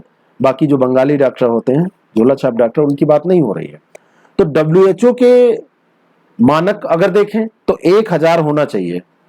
1000 लोगों पर एक डॉक्टर, आबादी पर एक डॉक्टर होना चाहिए। और ये बहुत खराब है। ये भारत की, अगर यूपी की बात आप करें तो 3900 मरीजों पर एक बेड आपको मिलेगा। यूपी में स्थिति और खराब है। ये तो भारत में 3100 है। 3100 जो आंकड़ा है ये पूरे इंडिया का है, यूपी का तो 3900 हो जाता है। इतने फैक्ट याद रखिए। भारत की पहली स्वास्थ्य नीति किस वर्ष लाई गई थी? भारत आजाद हुआ, बहुत दिन तक आजाद रहा, आजादी चलती रही, 23-24 साल तक आजाद रहा। 1983 जब आया तो पहली स्वास्थ्य नीति भारत लेके आता है, दूसरी स्वास्थ्य नीति 2002 में लेके आता है, और फिर लास्ट में 2017 में फिर हेल्थ पॉलिसी आती है हमारे यहाँ की। तो पहली पॉलिसी 1983 में आई थी। निम्नलिखित में से कौन सा राष्ट्रीय स्वास्थ्य नीति 2017 का उद्देश्य है? ये 4 ऑप्शन आपके सामने है। कौन सा उसका उद्देश्य है? राष्ट्रीय स्वास्थ्य नीति जो 2017 में आई, मैंने कहा ना कि 1983, 2002 और उसके बाद में आती है ये 2017 में। तो 2017 की जो राष्ट्रीय स्वास्थ्य नीति है उसका उद्देश्य क्या था कि 2025 तक स्वास्थ्य पर जीडीपी जो है वो 2.5% बढ़ाकर कर दी जाए। जीडीपी का 2.5% इस पे स्पेंड किया जाए, खर्च किया जाए, ये इसका। इसके अलावा और भी लक्ष्य रखे गए थे, जैसे 2025 तक ये 2.5% करना, 2025 तक जीवन प्रत्याशा का जो लक्ष्य है, लाइफ कितना लोग जिंदा रहते हैं, लाइफ एक्सपेक्टेंसी की बात जो होती है, तो 67.5 वर्ष इसको करने की बात हुई थी। और इसमें 2025 तक टीबी उन्मूलन की भी बात इसी में हुई थी कि टीबी को उन्मूलित कर दिया जाएगा। ये सब फैक्ट साथ में याद रखिए। और इसी के अंतर्गत बात की गई थी कि 1000 आबादी पर 2025 तक, आगे मतलब इसमें इन्होंने कहा था कि 2 बेड, मतलब 500 पर 1 बेड या 1025 पर 2 बेड, ऐसी इन्होंने बात की थी कि हम उपलब्ध करा देंगे। निम्नलिखित में से कौन सा संस्थान दिल्ली में स्थित नहीं है? बहुत बढ़िया प्रश्न है। अखिल भारतीय मलेरिया शोध संस्थान, राष्ट्रीय आयुर्वेद संस्थान, वल्लभ भाई पटेल चेस्ट संस्थान और राष्ट्रीय स्वास्थ्य एवं परिवार कल्याण संस्थान, ये सब दिल्ली में है। राष्ट्रीय आयुर्वेद संस्थान जो है राजस्थान के जयपुर में, कैपिटल ऑफ राजस्थान, तो राजस्थान के जयपुर में ये है। बी ऑप्शन इसका करेक्ट हो जाएगा। संस्थानों की लिस्ट और देख लीजिएगा अच्छे से। राष्ट्रीय पोषण संस्थान कहां पर स्थित है? पोषण संस्थान हैदराबाद में स्थित है। रटा रटाया प्रश्न है। राष्ट्रीय मानसिक विकलांग संस्थान कहां पर स्थित है? यह भी आपका वहीं पर है, सिकंदराबाद में। लेकिन सिकंदराबाद अब हैदराबाद में नहीं है, सिकंदराबाद अब पड़ता है आपका तेलंगाना में, तो ये तेलंगाना में है, सिकंदराबाद में, ठीक है ना। और राष्ट्रीय मानसिक स्वास्थ्य, अगर आपसे राष्ट्रीय मानसिक विकलांग पूछा जाए, दोनों में अंतर देखिए, विकलांग पूछा जाएगा तो आप सिकंदराबाद कर देंगे। अगर आपसे पूछ लिया जाए राष्ट्रीय मानसिक स्वास्थ्य संस्थान, इसी में स्वास्थ्य संस्थान लगा दिया जाए, तो अगर आपसे स्वास्थ्य संस्थान पूछा जाएगा तो आप इसको कहां टिक करेंगे? तब आप इसको टिक करेंगे बेंगलुरु में। कहां पर? बेंगलुरु में। केंद्रीय कुष्ठ अनुसंधान संस्थान कहां पर है? चेन्नई। चेन्नई केंद्रीय कुष्ठ अनुसंधान संस्थान चेन्नई में है। राष्ट्रीय दृष्टिहीनता नियंत्रण कार्यक्रम में केंद्र और राज्यों का खर्च का अनुपात कितना है? राष्ट्रीय दृष्टिहीनता नियंत्रण कार्यक्रम में केंद्र और राज्य, पुरानी स्कीम है 1976 में, दृष्टिहीनता 1976, रटिए इसी समय। 2020 तक इसमें माना गया था, 2020 तक का टारगेट था कि दृष्टिहीनता का जो प्रसार है उसको 0.3% इतना कम कर दिया जाएगा। ये टारगेट था, इसका टारगेट यही रखा गया था। और केंद्र राज्य का जो खर्चे का अनुपात था वो 60-40 का अनुपात इसमें रखा गया था, है ना। और जो विशेष श्रेणी के स्पेशल जो स्टेट होते हैं, स्पेशल स्टेट में 90-10 हो जाएगा, जहां पर 60-40 ये होगा तो ये 90-10 यहां हो जाएगा, तो ये ध्यान रखिएगा। प्रोजेक्ट सनराइज का उद्देश्य क्या है? प्रोजेक्ट सनराइज जो है ये विशेष तौर पर नॉर्थ ईस्ट में चलाया गया था। नॉर्थ ईस्ट क्षेत्र में 7 सिस्टर आप जानते हैं, असम है, अरुणाचल प्रदेश, नागालैंड, नागालैंड और मणिपुर, मिजोरम, जो ये 7 स्टेट हैं, मेघालय भी बचा है उसमें, तो मेघालय भी आप ऐड कर लीजिए। तो इन 7 स्टेट, सिक्किम उसमें मत जोड़िएगा, तो ये 7 सिस्टर्स बोले जाते हैं। तो यहां पर नॉर्थ ईस्ट के राज्यों में इसको 2015 में शुरू किया गया था, प्रोजेक्ट सनशाइन 2015 में। और 2015 में जो शुरू किया गया ये था, तो इसका उद्देश्य क्या था, HIV एड्स के साथ जो जी रहे लोग हैं उनका मुफ्त में इलाज किया जाए, उनकी देखभाल की जाए और इसकी जो जागरूकता है वो बढ़ाई जाए, वहां पर ये लोगों को खतरा ना हो। तो ए ऑप्शन इसका करेक्ट हो जाएगा, एड्स नियंत्रण। निम्नलिखित में से कौन सी सतत विकास लक्ष्य संख्या स्वस्थ जीवन एवं आरोग्य के बारे में बताती है? सतत विकास लक्ष्यों को 2015 में इंट्रोड्यूस किया गया था। सतत विकास लक्ष्यों की संख्या कितनी है? 17 सतत विकास लक्ष्य हैं। कब पूरा किया जाना है? 2030 तक पूरा किया जाना है। लक्ष्य संख्या इसमें कौन सी है जो स्वास्थ्य से संबंधित है? तो तीसरी जो है ये स्वास्थ्य से संबंधित है। 5वीं किससे संबंधित है? याद है किसी को? लैंगिक समानता से संबंधित है 5वीं, लैंगिक समानता से। लक्ष्य संख्या 2 किससे संबंधित है? भुखमरी की समाप्ति से संबंधित है। भुखमरी बढ़ाना थोड़ी ना है, समाप्त करना है। और जो 7 है ये ऊर्जा से संबंधित है। तो तीसरी इसका उत्तर हो जाएगी कि ये स्वस्थ जीवन और आरोग्य जीवन से संबंधित है, आरोग्य से संबंधित है। राष्ट्रीय ग्रामीण स्वास्थ्य मिशन में किस वर्ष ग्रामीण क्षेत्रों से के साथ शहरी क्षेत्रों को भी शामिल कर लिया गया? तो पहले क्या हुआ था, ग्रामीण जो स्वास्थ्य मिशन है ये 2005 में शुरू हुआ था। 2005 में इसकी शुरुआत हुई। तो 2005 में ये शुरू हुआ था 12 अप्रैल को, है ना। स्वास्थ्य सप्ताह भी मनाया जाता है 1 से 7 अप्रैल के बीच में, ये भी ध्यान रखिएगा। उद्देश्य था कि ग्रामीण क्षेत्र में स्वास्थ्य सुविधाओं को सही करेंगे। फिर शहरी क्षेत्रों तक इसका प्रसार किया गया 2013 में। 2013 में इसको बढ़ा दिया गया था, तो ये ग्रामीण और शहरी क्षेत्र दोनों में हो गया था। 13 में इसको विस्तारित किया गया था। बी ऑप्शन इसका बिल्कुल। घोटाला भी हुआ था यूपी में, पता है। निम्नलिखित में से कौन सा लक्ष्य, मायावती जी की उसमें गवर्नमेंट थी, कौन सा लक्ष्य कार्यक्रम का उद्देश्य है? लक्ष्य कार्यक्रम, ये जो कार्यक्रम है इसका नाम है लक्ष्य। तो लक्ष्य कार्यक्रम का उद्देश्य क्या है? लक्ष्य कार्यक्रम बहुत पुराना नहीं है, 2017 में शुरू किया गया कार्यक्रम है। पूरा लक्ष्य का नाम क्या है पता है? Labour room quality improvement initiative. Labour room quality improvement initiative, ये इसका पूरा नाम है। महिलाओं की जो प्रसूति के समय सुविधाएं हैं उसको देने की बात ये करता है। तो ये प्रसूति सुविधाओं को बेहतर करने की बात करता है। तो प्रसूति सुविधा का उन्नयन करना, अपग्रेडेशन करना, सी ऑप्शन इसका करेक्ट है। प्रधानमंत्री स्वास्थ्य सुरक्षा योजना को किस वर्ष शुरू किया गया?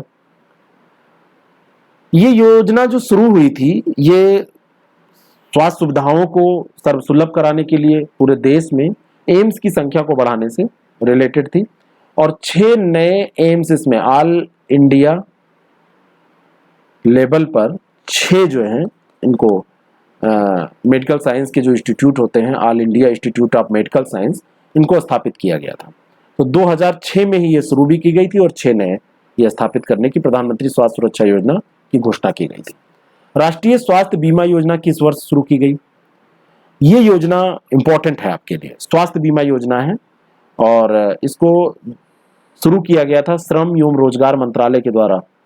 शुरू में जब शुरुआत हुई थी तब इसको श्रम एवं रोजगार मंत्रालय के द्वारा शुरू किया गया था, लेकिन 2015 में क्या किया गया, श्रम एवं रोजगार मंत्रालय से हटा के इसको हेल्थ मिनिस्ट्री को दे दिया गया। स्वास्थ्य एवं परिवार कल्याण मंत्रालय जो है, निजी और सरकारी क्षेत्र के दोनों अस्पतालों में जो मरीज भर्ती होते हैं तो उनको नगद रहित बीमा प्रदान किया जाता है ना। कैशलेस जो सुविधा है वो दी जाती है। तो 2008 में इसकी शुरुआत हुई थी, लेकिन इसको स्वास्थ्य एवं परिवार कल्याण मंत्रालय को 2015 में दे दिया गया था। 30,000 रुपये तक का स्वास्थ्य कवर इसमें सरकार के द्वारा वहन किया जाता है प्रति परिवार। 30,000 रुपये की ये लिमिट है। प्रधानमंत्री सुरक्षित मातृत्व अभियान को किस अन्य नाम से जाना जाता है? तो प्रधानमंत्री सुरक्षित मातृत्व अभियान 2016 की बात है जब इसको शुरू किया गया था। नोट करते रहिए 2016। पीडीएफ चाहिए तो मैंने जो बताया है आप इसको शेयर करिए, पसंद आता है तो लाइक कीजिएगा, पसंद आएगा तभी आप शेयर भी करेंगे, लेकिन पीडीएफ के लिए आपको 1 लाख से ऊपर का टारगेट टच कराना होगा, हफ्ते भर में हो जाएगा, नॉर्मली होता ही है। तो आई प्लेस फॉर 9 स्कीम, ये मातृत्व अभियान को का नाम है, मातृत्व सुरक्षित मातृत्व अभियान का दूसरा नाम है। 2016 में इसको शुरू किया गया था। जो गर्भवती महिलाएं होती हैं उनका प्रसव पूर्व हर माह की 9 तारीख को, ये 9 प्लेज जो बात हो रही है, I place for 9 scheme, I place for 9 scheme, तो हर महीने की 9 तारीख को, जो 9 तारीख है उस दिन मुफ्त जांच की जाती है। आई प्लेस फॉर 9 स्कीम, तो 9 तारीख के कारण इसका नाम ये रखा गया है। तो ये सी ऑप्शन इसका बिल्कुल करेक्ट हो जाएगा। प्रधानमंत्री मातृ वंदना योजना के अंतर्गत दी जाने वाली आर्थिक सहायता कितनी है? कब शुरू की गई थी योजना? 2017 में। पहले ये आई प्ले फॉर 9 स्कीम शुरू की गई 16 में, और 17 में ये योजना शुरू की गई। प्रधानमंत्री मातृ वंदना योजना 2017 में जब शुरू की गई तो उसका उद्देश्य था गर्भवती और स्तनपान कराने वाली जो महिलाएं हैं उनको 5,000 रुपये दे दिए जाएं, 5,000 रुपये की धनराशि दे दी जाए। कैसे? जब पंजीकरण कराएंगी गर्भावस्था धारण करने के समय 1,000 रुपये, गर्भधारण के समय 1,000 रुपये जब पंजीकरण हो जाएगा, फिर 6 माह में फिर 2,000 रुपये दिया जाएगा, और उसके बाद में जब बच्चा जन्म लेगा उस समय भी 2,000 रुपये दे दिया जाएगा। तो टोटल 2, 2, 4 और 1 5,000 रुपये का इसमें प्रावधान किया गया था। राष्ट्रीय पोषण मिशन का उद्देश्य किस वर्ष तक भारत को कुपोषण से मुक्त करना है? बहुत बढ़िया ये प्रश्न है। राष्ट्रीय पोषण मिशन जो चलाया गया था ये 2018 में चलाया गया था। मार्च का महीना था, जिस महीने में होली होती है, नॉर्मली मार्च में ही होली होती है। तो 6 वर्ष तक के बच्चों, गर्भवती महिलाओं का पोषण स्तर सुधारने का टारगेट इसमें रखा गया था। 6 साल के बच्चों की बात इसमें हुई थी और महिलाओं की बात हुई थी कि वो कुपोषित ना हो। और इसमें अल्प पोषण को 2%, एनीमिया को 3%, बौनेपन को 2% और जन्म के समय कम वजन को 2% तक कम करने की बात भी रखी गई थी 2022 तक। लक्ष्य जो था वो 2022 तक था। आयुष्मान भारत योजना के अंतर्गत लाभार्थियों को कितने लाख रुपए का मुफ्त इलाज मुहैया कराया जाता है? तो ये टारगेट जो रखा जाता है, सितंबर 2018 से ये स्कीम शुरू हुई और इसमें 5 लाख रुपए तक का कवर दिया जाता है। डी ऑप्शन इसका बिल्कुल करेक्ट हो जाएगा। लेकिन इसमें प्रति परिवार प्रति वर्ष 5 लाख रुपए का मुफ्त खर्चा लाभार्थियों को दिया जाएगा, उठाएगी गवर्नमेंट इसको, लेकिन परिवार के आकार का कोई प्रतिबंध इसमें नहीं है। और इसका जो चयन होता है वो सामाजिक आर्थिक जनगणना जो 2001 की है उसी के आधार पर किया जाता है। कभी आपसे पूछा जा सकता है। मिशन इंद्रधनुष योजना के अंतर्गत बच्चों एवं गर्भवती महिलाओं के टीकाकरण का लक्ष्य रखा गया है। तो कब तक रखा गया है? तो 2020 तक। दिसंबर 2015 में इसको शुरू किया गया था। 15 में शुरू करने के बाद में लक्ष्य रखा गया था 2020 तक कि इसमें टीकाकरण कर दिया जाएगा 100%। और 7 बीमारियां इसमें कवर की जाती हैं। आपसे पूछा जा सकता है कितनी बीमारियां? तो 7 डिजीज जो है इसमें कवर की जाती हैं। इसमें काली खांसी है, डिप्थीरिया है, hepatitis B, TB, polio, tetanus, खसरा, इन सबको इसमें शामिल किया जाता है। तो ऐसे जो प्रश्न आपको मिले तो इन प्रश्नों को आप मतलब डिटेल में तैयार करिए और इनको तैयार करने के बाद में रिवाइज करिए। रिवीजन के लिए अगर आपको नोट्स चाहिए तो मैंने आपको बताया ना कि उसी तरीके से आप इसको प्राप्त करिए। राज्य स्वास्थ्य सूचकांक 2019 में किस राज्य को पहला स्थान मिला? 2019 का ये जो सूचकांक था उसमें मिला था केरल राज्य को पहला स्थान। बी ऑप्शन इसका बिल्कुल करेक्ट है। और ये जारी किया गया है अभी 2021 के दिसंबर में। आंकड़े 2019 के, तो नाम 2019 का है और ये केरल फर्स्ट पे था और आपका जो यूपी है ये सबसे नीचे था, लिस्ट में सबसे नीचे आया था। लेकिन जो सुधार की बात की जाएगी कि प्रदर्शन में सुधार किसने सबसे अच्छा किया, तो सुधार मामले में नंबर 1 ये था। कौन सा युग्म सही सुमेलित है? राष्ट्रीय मलेरिया नियंत्रण कार्यक्रम 1957, राष्ट्रीय कुष्ठ रोग नियंत्रण कार्यक्रम 66, राष्ट्रीय डायबिटीज नियंत्रण कार्यक्रम 1992। तो कौन सा इसमें सही सुमेलित है? तो इसमें कोई भी युग्म सही सुमेलित नहीं है। 1953 में राष्ट्रीय मलेरिया नियंत्रण कार्यक्रम, कुष्ठ वाला जो कार्यक्रम है वो शुरू किया गया था, क्षय रोग नियंत्रण कार्यक्रम 1900, राष्ट्रीय कुष्ठ नियंत्रण की बात हो रही है, तो कुष्ठ 1955 में, सॉरी, कुष्ठ 1955 हो जाएगा। और राष्ट्रीय डायबिटीज नियंत्रण कार्यक्रम की जो बात है ये 1987, सबसे बाद की बीमारी है तो 1987, तो ये एक भी इसमें सही नहीं है, बाकी इसको याद करिए। मलेरिया 53, कुष्ठ रोग 55, डायबिटीज 1987। उत्तर प्रदेश सरकार द्वारा किस वर्ष राष्ट्रीय क्षय रोग नियंत्रण कार्यक्रम शुरू किया गया? तो क्षय रोग जो कार्यक्रम शुरू किया गया ये 1966, ये वही याद आ रहा था मुझे, तो कुष्ठ वाला तो 55 हो जाएगा और क्षय वाला 66, 1955 1966 ऐसे याद रखिए, तो 1966 में शुरू किया गया था और ये उत्तर प्रदेश सरकार के द्वारा। लेकिन अगर आपसे सेंट्रल गवर्नमेंट पूछ ले कि सेंट्रल गवर्नमेंट ने इसको कब किया, शुरू किया था, तो सेंट्रल गवर्नमेंट ने तो इसको पहले ही शुरू कर दिया था 1962 में। यूपी में 66 में शुरू हुआ है, लेकिन सेंट्रल गवर्नमेंट ने इसको 1962 में शुरू किया था। किस वर्ष तक भारत द्वारा राष्ट्रीय स्तर पर मलेरिया उन्मूलन का लक्ष्य रखा गया? तो भारत द्वारा 2030 तक मलेरिया उन्मूलन का लक्ष्य रखा गया है। WHO ने एक रिपोर्ट जारी की थी, तो उसमें कहा था कि 2016 तक से 18 की जो अवधि रही है, तो 16 की तुलना में 18 में 24% भारत में मलेरिया के जो मरीज हैं 24% इसमें गिरावट हुई थी। MDT परीक्षण किस रोग के लिए किया जाता है? Multi drug therapy. MDT का मतलब क्या होता है? Multi drug therapy.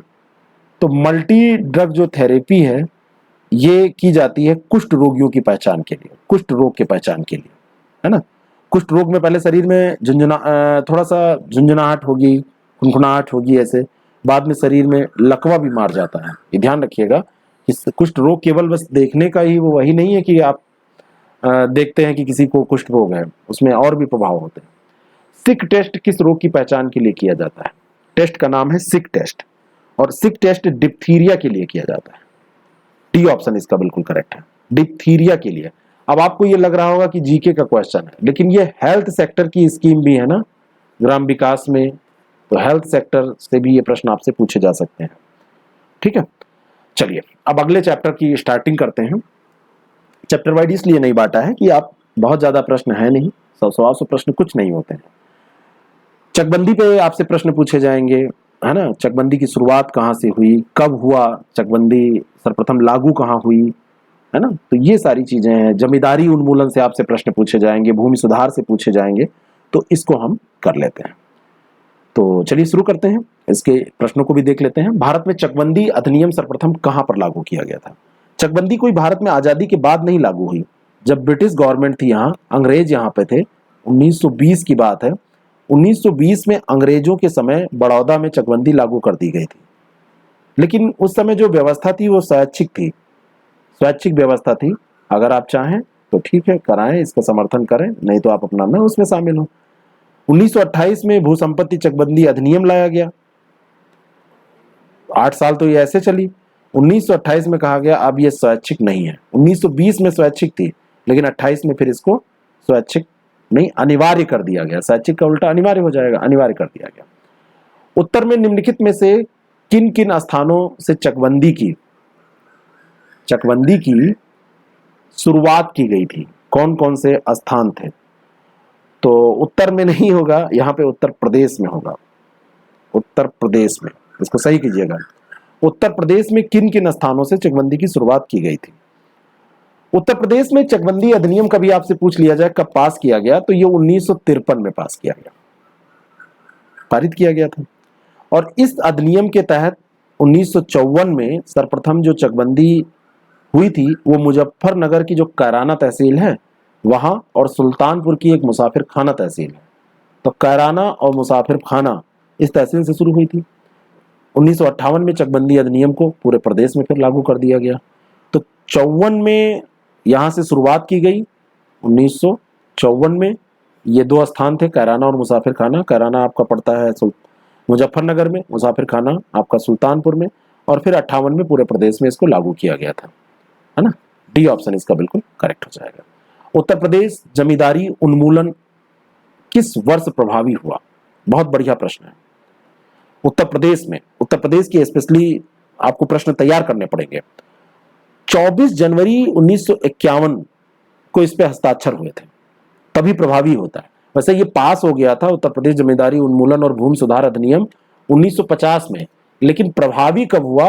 तो हस्ताक्षर इसमें 24 जनवरी उत्तर प्रदेश का दिवस भी होता है 1951 को प्रेसिडेंट महोदय के समझ इसको रखा गया, तो उन्होंने पास कर दिया इसको। हो सकता है रखा पहले गया हो, पास इस दिन किया, तो 1951 में ये प्रभावी हो गया था और 1 जुलाई 1952 को फिर ये आगे जारी कर दिया गया। उद्देश्य क्या था? इस उद्देश्य यही था कि जमींदारी उन्मूलन कर दिया जाए, सभी बिचौलियों के सभी शीर्षक अधिकार हित जो थे उनको समाप्त कर दिया जाए। लेकिन एक बिचौलिया जिसने अपनी जमीन को बटाईदार या स्वजोत के रूप में खेती की है, उसे जमीन का स्वामित्व भी दिया जाए, ये भी एक चैलेंज था। तो ये सारे चैलेंज, इन लक्ष्यों को पूरा करने के लिए इसको किया गया था। उत्तर प्रदेश भूमि सुधार अधिनियम की स्थापना किस वर्ष की गई थी? उत्तर प्रदेश भूमि सुधार अधिनियम 1060 की तो कोई बात ही नहीं है, 1960 यहां होना चाहिए। 1978 की बात है, बी ऑप्शन इसका करेक्ट हो जाएगा। 1978 में ये शुरू किया गया था। भूमि सुधारों को गति देने के लिए इस निगम की स्थापना की गई थी। तो स्थापना शुरू नहीं किया गया, स्थापना इसकी एस्टेब्लिशमेंट, ये उत्तर प्रदेश भूमि सुधार निगम कब स्थापित किया गया? तो 1978 में, ध्यान रखिएगा। उत्तर प्रदेश में क्रियाशील जोतों के कितने प्रकार प्रचलित हैं? 1 हेक्टेयर से कम की बात होती है, एक ये होता है, इसको आप बोलते हैं सीमांत जोत, याद करिए। फिर बारी आती है 1 से 2 हेक्टेयर की। 1 हेक्टेयर से कम सीमांत, 1 से 2 उसको बोलते हैं लघु, 2 से 4 हेक्टेयर इसको बोलते हैं अर्ध जोत, 4 से 10 हेक्टेयर इसको बोलते हैं मध्यम जोत, और फिर 10 हेक्टेयर से ज्यादा इसको आप बोलते हैं, क्या बोलते हैं? दीर्घ जोत। 1 2 3 4 5, तो ये जो 5 हैं, ये 5 इसका उत्तर हो जाएगा। ये 1 हेक्टेयर से जो ये कम है ये सीमांत है, 1 से 2 ये लघु है, और दूसरा है 2 से 4 ये अर्ध हो जाएगा, 4 से 10 ये मध्यम, और 10 हेक्टेयर से ऊपर इसको दीर्घ जोत कहते हैं। नोट कर लीजिए, प्रश्न यहां से आपको मिल सकता है। निम्नलिखित में से कौन सा संविधान संशोधन भारत में भूमि सुधारों से संबंधित था? भूमि सुधार, जैसे भारत आजाद हुआ उसके बाद में पहला संशोधन ही इसी पे किया गया था। सी ऑप्शन इसका बिल्कुल करेक्ट हो जाएगा। 1951 में ही ये कॉन्स्टिट्यूशन अमेंडमेंट किया गया था। 9वीं अनुसूची में भूमि सुधारों को 9वीं अनुसूची में डाल दिया गया था। तो अनुसूची अगर आपसे पूछ ली जाए तो 9वीं अनुसूची भी इससे रिलेटेड है, ये भी ध्यान रखिएगा। और उसकी 9वीं अनुसूची में जो विषय डाल दिए जाते हैं उनकी जो न्यायिक समीक्षा है वो नहीं हो पाती है, न्यायिक समीक्षा नहीं हो पाती। अंग्रेजों ने उत्तर प्रदेश के बनारस में कौन सी भू राजस्व व्यवस्था लागू की थी? तो बनारस में कौन सी भू राजस्व व्यवस्था? एक तो सन आप बताइए। एक व्यवस्था अंग्रेजों ने चलाई थी जिसको जमींदारी बंदोबस्त कहा जाता था, जमींदारी बंदोबस्त इसको कहा जाता था। इसी का दूसरा नाम था अस्थाई बंदोबस्त। 1793 में ये शुरू की गई थी। बंगाल, बिहार, उड़ीसा, उत्तरी कर्नाटक और उत्तर प्रदेश में बनारस में इसको शुरू किया गया था। पूरा जो ब्रिटिश भारत था उस समय, हिस्ट्री की क्लास में भी मैंने ये पढ़ाया है, उसका 19% इसके अंतर्गत कवर होता था। महालवाड़ी व्यवस्था के संदर्भ में सत्य कथन आप बताइए। ब्रिटिश भारत के 51% भाग पर लागू थी, दूसरा है उत्तर प्रदेश में नहीं लागू थी। महालवाड़ी व्यवस्था में महाल होते थे, महाल को ही दे दिया जाता था जो दायित्व है। तो अगर आपसे कभी पूछ लिया जाए, ये हिस्ट्री का प्रश्न है कि महालवाड़ी व्यवस्था क्या थी, है ना, तो महालवाड़ी व्यवस्था में पूरा एक महल होते थे। और महल का मतलब क्या है? ईस्ट इंडिया कंपनी इसको क्यों लागू करना चाहेगी? 30% हिस्सा पूरा इसको क्यों कवर करना चाहिए? तो पहले जैसे कंपनी अस्थाई बंदोबस्त की 1793 में, उसके बाद में फिर महालवाड़ी व्यवस्था की बात आती है। तो महालवाड़ी व्यवस्था भूमि राजस्व बंदोबस्त में एक गांव, एक महल को पूरा इसमें कवर किया गया था। महल का मतलब यहाँ पे पूरा एक गांव है। महल नाम पर एक गांव को मुखिया के साथ एक उन्होंने टाई अप किया था। और नंबरदार नाम आपने सुना होगा, नंबरदार, तो नंबर वो उनके नाम कर दिया था, ये नंबर है, बड़ा सा खेत है, ये उनके नाम कर दिया जाता था। और गांव का जो ये मुखिया होता था यही लगान वसूलता था, कंपनी को वो देता था। और गांव को ही महाल कहा जाता था, गांव को ही क्या कहा जाता था, महाल कहा जाता था। तो इस व्यवस्था का नाम इसी के नाम पर, क्योंकि ये जो महाल है यहाँ पर, ये महाल भी मिलेगा, महल भी मिलेगा, तो महाल का मतलब यहाँ पर गांव है। और पूरी 30% पूरा जो उसमें ब्रिटिश इंडिया था उसका इसने कवर किया था। और उत्तर प्रदेश में भी ये लागू थी, काहे नहीं लागू होगी, उत्तर प्रदेश में भी ये लागू थी। तो ये जो आगरा का क्षेत्र है, पूरा अवध का क्षेत्र है, मध्य प्रदेश, मध्य प्रांत, पंजाब, ये हर जगह पे लागू थी। तो दोनों यहाँ पर गलत हो जाएंगे, डी ऑप्शन इसका बिल्कुल करेक्ट हो जाएगा, क्योंकि असत्य सत्य पूछ रहा है, तो कोई भी सही नहीं होगा। राष्ट्रीय भूमि रिकॉर्ड आधुनिकीकरण की शुरुआत कब की गई थी? 12वीं पंचवर्षीय योजना उस समय चल रही थी। 5th ईयर प्लान जो है वो 12वीं योजना की बात है, और 12वीं चल रही, 2008 की बात है। सी ऑप्शन इसका बिल्कुल करेक्ट है। जमीन के रिकॉर्डों का नवीकरण करने के लिए, नवीनीकरण और आधुनिकीकरण करने के लिए इसकी शुरुआत की गई थी। भूमि अधिग्रहण विधेयक संसद द्वारा कब पारित किया गया? भूमि अधिग्रहण विधेयक, भूमि अधिग्रहण विधेयक क्यों पारित किया गया? जो भूमि का अधिग्रहण था उसमें बहुत सारी लोचे थे, तो 2013 में संसद ने इस पे ध्यान दिया और ये विधेयक लेके आई। फिर 15 में केंद्र सरकार ने इस पे अधिनियम को और सशक्त बनाने के लिए फिर से इसको, मतलब एक नया भूमि अधिग्रहण विधेयक पारित किया। तो 13 तो याद रखिएगा, 2015 वाला भी आपसे पूछा जा सकता है, भूमि अधिग्रहण विधेयक। डी ऑप्शन इसका बिल्कुल करेक्ट हो जाएगा। असत्य कथन आपको बताना है। असत्य, पंचायतों का गठन अनुच्छेद 40 के तहत एक मूल अधिकार है, मूल अधिकार है।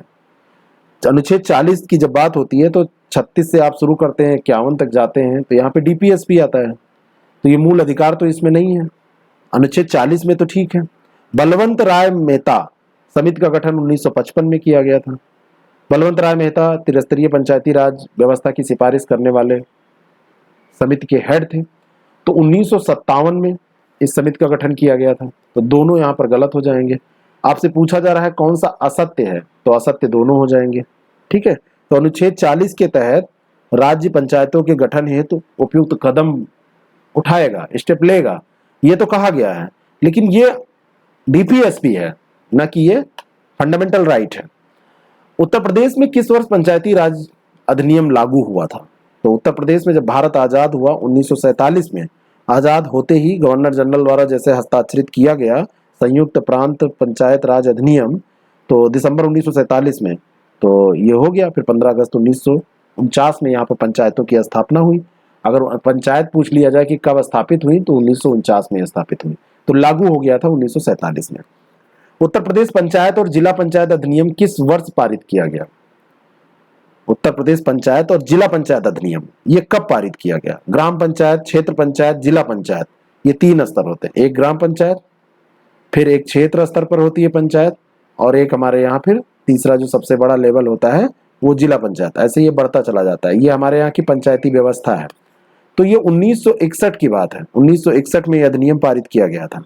बलवंत राय मेहता समिति की जो सिफारिश थी, बलवंत राय मेहता समिति वही वाली जो 1957 में जिसने रिपोर्ट दी थी, उन्हीं की सिफारिश के आधार पर 1957 वाली जो कमेटी थी, 61 में यहाँ पर यह पारित किया गया था। अशोक मेहता समिति का गठन किस वर्ष किया गया था? तो पहले बलवंत राय मेहता आएंगे, पहले बी आएगा फिर ए आएगा। बलवंत राय मेहता पहले हैं 1957, और अशोक जो मेहता हैं ये हो जाएंगे 1977। तो 57-77 ऐसे भी याद रख सकते हैं। उसके 20 साल बाद 20 ईयर इसमें जोड़ दीजिए, तब अशोक मेहता आएंगे।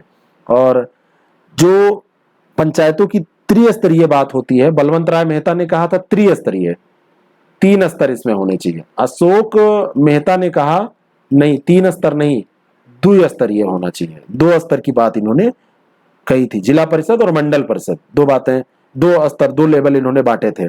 इसी की सिफारिश इन्होंने की थी। ग्राम पंचायतों को समाप्त कर देने की बात की थी कि ग्राम स्तर पे कोई जरूरत नहीं है, लेकिन ये माना नहीं गया था। तो प्रधान जी को ये खा गए थे, लेकिन प्रधान जी बचे। बलवंत राय मेहता समिति की रिपोर्ट ही मानी गई। जीवीके राव समिति का गठन किस वर्ष किया गया था? जीवीके राव समिति जो गठित की गई थी वो किस के द्वारा की गई थी? योजना आयोग पहले एक हुआ करता था, जिसकी जगह पे अब नीति आयोग आ गया है। तो योजना जो आयोग हुआ करता था उसने क्या किया था, 1985 में GV के राव समिति का गठन किया था और 85 में इसने रिपोर्ट भी सौंप दी थी। 25 मार्च 1985 को यह गठन किया गया और 85 में इसने रिपोर्ट सौंपी। पंचायती राज व्यवस्था पर नौकरशाही की छाया से ये बिना जड़ के घास हो गई, ऐसा इस समिति ने कहा था कि पंचायती राज व्यवस्था जो है नौकरशाही की छाया से बिना जड़ के घास हो गई है, मतलब कोई अस्तित्व नहीं है उसका। तो ये उक्ति जो है ये पूछी जाती है कई बार। तो 1985 में इसका गठन किया गया था। ठीक है, अगला प्रश्न, और वो प्रश्न है ये वाला 91 नंबर प्रश्न भी हमको करना है। इसको पहले कर लेते हैं, फिर 92 पे चलते हैं। निम्नलिखित में से कौन सी समिति पंचायती राज व्यवस्था से संबंधित नहीं है? एक समिति आपने अभी पढ़ी है, इनमें से कोई पढ़ी है? कोई नहीं पढ़ी। तो जो LK झा समिति है, यहां पर जो दी हुई है LK झा, पहले मैं इसको बता देता हूं, इनको अलग कर देता हूं। LK झा समिति को मैं पहले अलग करता हूं, उसके बाद बताता हूं आपको। LK झा समिति जो है ये प्रत्यक्ष कर से संबंधित थी। किससे संबंधित थी? LK झा समिति प्रत्यक्ष कर से संबंधित थी। तो इनको निकाल दीजिए, ये C ऑप्शन इनका याद कर लीजिए, ये प्रत्यक्ष कर से संबंधित है। बाकी जो यहां पर जितनी भी समितियां दी हुई हैं, ये सारी समितियां हनुमंत राव समिति, दांतेवाला समिति, ये जितनी भी समितियां हैं, और जो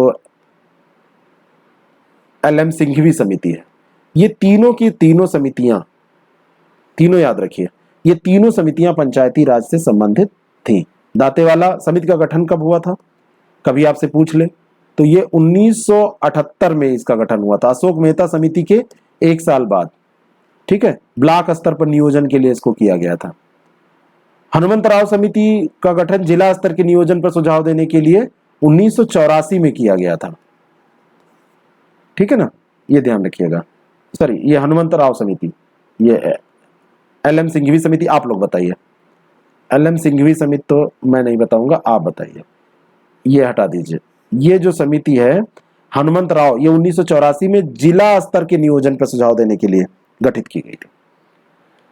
चलिए, निम्नलिखित जो समिति दी है, मतलब ये ML जो सिंघवी समिति है, ये किससे संबंधित थी? निम्नलिखित में से किस क्षेत्र से संबंधित थे, ये आपको बताना है। तो ML सिंघवी जो समिति है ये 1986 में गठित हुई थी। चलिए, मैंने बता ही दिया, 1986 में गठित हुई थी और 1986 में गठित संबंधी पंचायतों के संवैधानिक संरक्षण से संबंधित थी। B ऑप्शन इसका बिल्कुल करेक्ट हो जाएगा। और इस समिति ने सिफारिश की थी कि जो पंचायती राज संस्थाएं हैं उनको संवैधानिक संरक्षण मिलना चाहिए, संवैधानिक संरक्षण, और संविधान में एक अलग अध्याय इसके लिए जोड़ा जाना चाहिए। पंचायतों में स्वतंत्र एवं निष्पक्ष चुनाव होना चाहिए। इन सब बातों को अगर आपसे पूछा जाए रिलेट करके, तो 1986 में गठित LM सिंघवी समिति याद रखिएगा। तो कई बातें हैं इनसे रिलेटेड। अगला जो प्रश्न है, 64वां संविधान संशोधन किस क्षेत्र से संबंधित था? 1989 की बात है। 89 मतलब 89। उस समय राजीव गांधी जी की सरकार थी। तो राजीव गांधी की सरकार ने जुलाई 1989 में, कहानी याद रखिएगा, लोकसभा में एक संविधान संशोधन पास किया था, 64वां संविधान संशोधन। राजीव गांधी, जो राहुल गांधी जी हैं, इनके पप्पा। तो ये जो संविधान संशोधन था, ये LM सिंघवी की जो समिति थी, उनके निर्देशन में, उनकी सिफारिशों को लागू करने के लिए, अमल में लाने के लिए इसको किया गया था। फिर इस विधेयक को अगस्त 1989 में पारित किया गया, लेकिन ये राज्यसभा में फिर पास नहीं हो पाया। विपक्ष ने राज्यसभा में इस बिल का विरोध कर इस आधार पर कर दिया था कि संघीय प्रणाली के केंद्रीयकरण को इससे बढ़ावा मिलेगा, ऐसा इन्होंने कहा था। ठीक है, तो विधेयक फिर समाप्त हो गया था, लेकिन पंचायती राज संस्थाओं से ये संबंधित था। 64वां समाप्त हो गया था, ये भी ध्यान रखिएगा, इसीलिए कहानी मैंने सुनाई। 73वें संविधान संशोधन विधेयक को राष्ट्रपति के द्वारा कब सहमति प्रदान की गई? मोस्ट इंपॉर्टेंट क्वेश्चन है। PB नरसिम्हा राव जी की सरकार थी इस समय। पंचायती राज संस्थाओं को संवैधानिक पद देने के लिए 73वां संविधान संशोधन लाया गया। दिसंबर 1991 में ये आता है, दिसंबर 1991 में ये लाया जाता है, पेश किया जाता है। और फिर 22 दिसंबर 1991 को लोकसभा में और 23 दिसंबर 1992 को राज्यसभा में, एक साल लग जाते हैं। 22 दिसंबर 1991 को लोकसभा और 23 दिसंबर 1992 को ये राज्यसभा में पास होता है। तो 2 साल इसमें निकल गए, 91, 92, और फिर आता है विधानसभाओं के द्वारा इसका अनुमोदन किया गया। फिर 20 अप्रैल 1993 को राष्ट्रपति महोदय इस पे साइन करते हैं, और जब तक उनका साइन नहीं होता है तब तक ये कुछ होता ही नहीं है। तो 73वां संविधान संशोधन 24 अप्रैल 1973 को फिर क्या हुआ, लागू हो पाया था। 20 को साइन हुए, फिर 24 अप्रैल 1973 नहीं 93, मैं गलत बोला हूं, सॉरी 93 को ये लागू हो पाता है। तो ये ध्यान रखिएगा। 73वें संविधान संशोधन अधिनियम के संदर्भ में असत्य कथन आपको बताना है। इसके तहत संविधान में भाग 9 को जोड़ा गया, सही है। संविधान में 11वीं अनुसूची जोड़ी गई, सही है। पंचायतों के लिए अनिवार्य और स्वैच्छिक प्रावधान है इसमें, ये भी सही है। और इस भाग में अनुच्छेद 234 से 234M तक प्रावधान है। तो 243 से लेके 243 ओ तक प्रावधान है, 34 नहीं 243 यहां पर करिए, और यहां पे 243M तक प्रावधान यहां पर दिए हुए हैं, जबकि ये है ओ तक, 243 ओ तक। तो ये गलत दिया है यहां पे, आपसे पूछा जा सकता है, ध्यान रखिएगा। 73वें संविधान संशोधन अधिनियम के अनुसार किसी राज्य द्वारा पंचायतों के मध्यवर्ती स्तर को लागू करना अनिवार्य नहीं है यदि उसकी आबादी कितना, क्या लिमिट रखी गई है, 10 लाख, 20 लाख, 50 लाख, 1 करोड़, कितनी रखी गई है? यहाँ पे 1 करोड़ 80 लाख, 20 लाख और 50 लाख, ये ऑप्शन दिए गए। तो 50 लाख नहीं, 20 लाख से अगर कम आबादी है तो मध्यवर्ती स्तर को वो लागू नहीं करेगा। ब्लॉक जो लेवल है ग्राम पंचायत और सीधे डिस्ट्रिक्ट पे चला जाएगा, बीच वाला उसमें जरूरी नहीं है। 73वें संविधान संशोधन अधिनियम द्वारा निम्नलिखित में से कौन सा प्रावधान पंचायतों के लिए अनिवार्य नहीं है? ग्राम सभा का गठन करेगा, राज्य निर्वाचन आयोग की स्थापना ये भी होगी, इसी के 73वें संविधान संशोधन अधिनियम के तहत ही है। पिछड़े वर्गों का आरक्षण की बात नहीं है, महिलाओं के लिए 1/3 के आरक्षण की बात होती है, 33% की। बहुत सारे स्टेट हैं, जैसे बिहार है, राजस्थान भी है जिसने 50% आरक्षण दे रखा है, तो वो अलग एक केस है, नहीं तो 33% पूरे देश में है। पिछड़े वर्ग के आरक्षण की बात यहाँ पर कोई वो नहीं की जाती है 73वें संविधान संशोधन के अंतर्गत। पंचायतों को 11वीं अनुसूची के अंतर्गत कितने विषय प्रदान किए गए हैं? मोस्ट इंपॉर्टेंट क्वेश्चन है, ये 29 विषय हैं, सी ऑप्शन इसका करेक्ट हो जाएगा। जैसे कृषि है, भूमि सुधार है, पेयजल है, लघु उद्योग है, लघु सिंचाई है, मत्स्य है, मत्स्य पालन, मेले बाजार, ये सब इसमें दिए गए। ग्राम पंचायत के सदस्य कैसे चुने जाते हैं? जिलाधिकारी मनोनीत कर देता है, अप्रत्यक्ष तरीके से, अप्रत्यक्ष भी नहीं है। पंचायती राज मंत्री द्वारा नियुक्त, ये भी गलत, जनता द्वारा प्रत्यक्ष रूप से इनका चुनाव किया जाता है। अगर आप कितने साल के हैं तो प्रधानी का चुनाव लड़ सकते हैं, यानी कि यूपी में प्रधान का अगर आप बनना चाहते हैं तो प्रधान बनने के लिए एज कितनी होनी चाहिए, मिनिमम कितनी एज होनी चाहिए? बढ़िया प्रश्न है ये, कई बार आपसे ये पूछा जाता है ना। जैसे पढ़ाई लिखाई का कोई योगदान नहीं है इसमें, आपको ऐसा लगता है ना कि अनपढ़ लोग भी बन सकते हैं। राजस्थान में कुछ उन्होंने रखा भी था, तो उसके बाद में उसको हटाना पड़ा, है ना। तो तब भी आपको जानना चाहिए कि एज कितनी मिनिमम होनी चाहिए कि आप ग्राम पंचायत सदस्य बन जाएं, ग्राम पंचायत सदस्य का चुनाव लड़ लें। तो न्यूनतम ग्राम प्रधान की न्यूनतम आयु कितनी होनी चाहिए, कितने लोगों को पता है? मेरे ख्याल से ये सबको पता होगा, क्योंकि सारे लोगों ने कहीं ना कहीं प्रधानी का चुनाव 18 साल तो वोट डालने की है। लोग यहीं पे गड़बड़ा देते हैं कि वोटिंग का राइट है तो प्रधान भी बन सकते हैं, प्रधान तो छोटा नहीं, 21 साल, कम से कम 21 साल। 21 साल के होंगे तो आप प्रधान बन जाएंगे, 25 साल के होंगे तो आप एमएलए बन पाएंगे, ठीक है ना। तो दोनों याद रखिएगा, 25 में वो न कीजिएगा। और बाकी दिमाग उमाग सही होना चाहिए, भारत का नागरिक होना चाहिए, सजा याफ्ता नहीं होना चाहिए। मतलब कोई जेल में किसी को जैसे सजा हो गई है, वो जेल में रहते तो चुनाव बहुत बार लोग लड़ लेते हैं। 1000 की आबादी वाले गांव में कितने ग्राम पंचायत सदस्य होते हैं?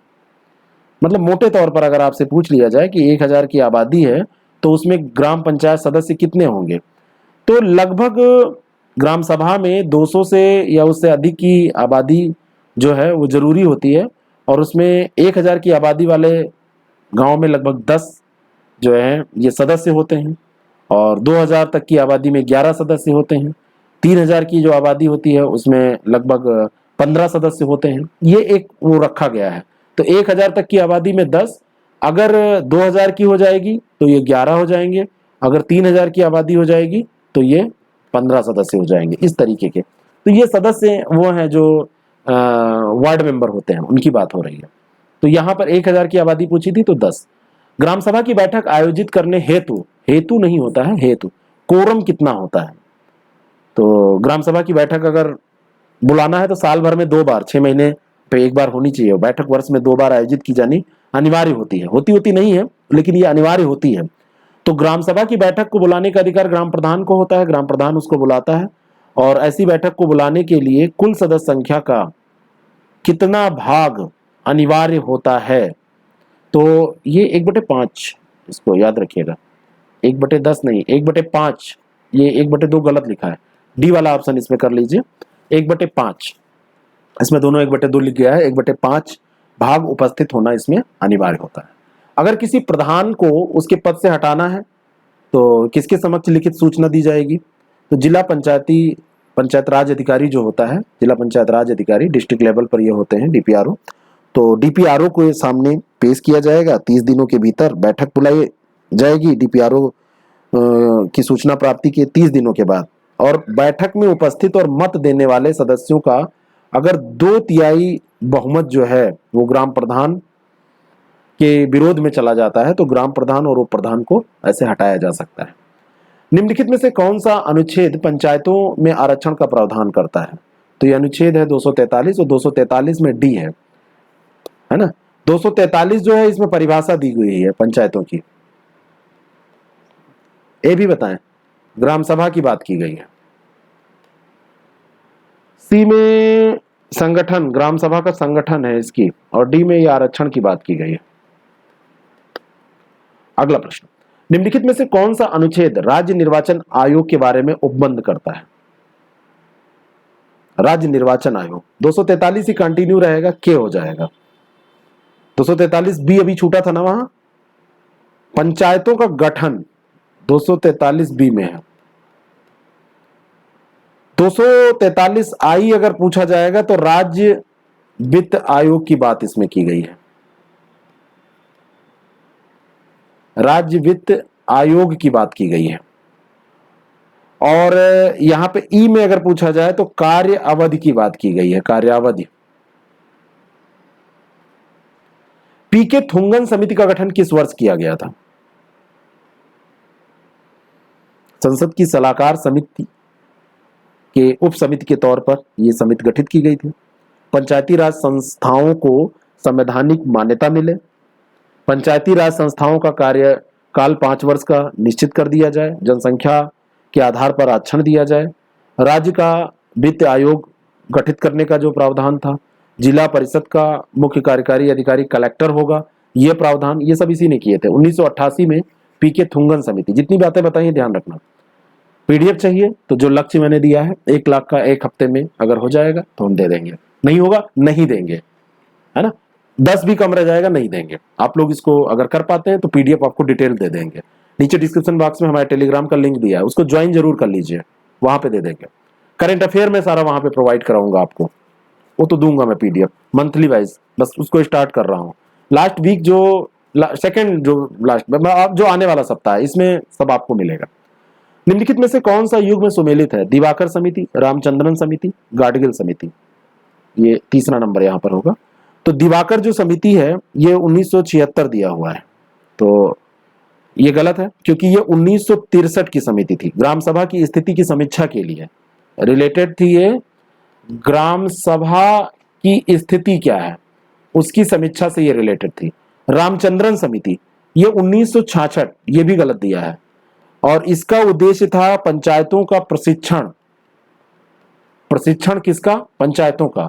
और गाडगिल समिति ये 1988, ये भी गलत दी हुई है यहां 1988, और इसका उद्देश्य था संवैधानिक मान्यता सब संबंधित पंचायतों से ही हैं, संवैधानिक मान्यता से रिलेटेड, तो ये सब गलत दी हैं, डी ऑप्शन करेक्ट हो जाएगा।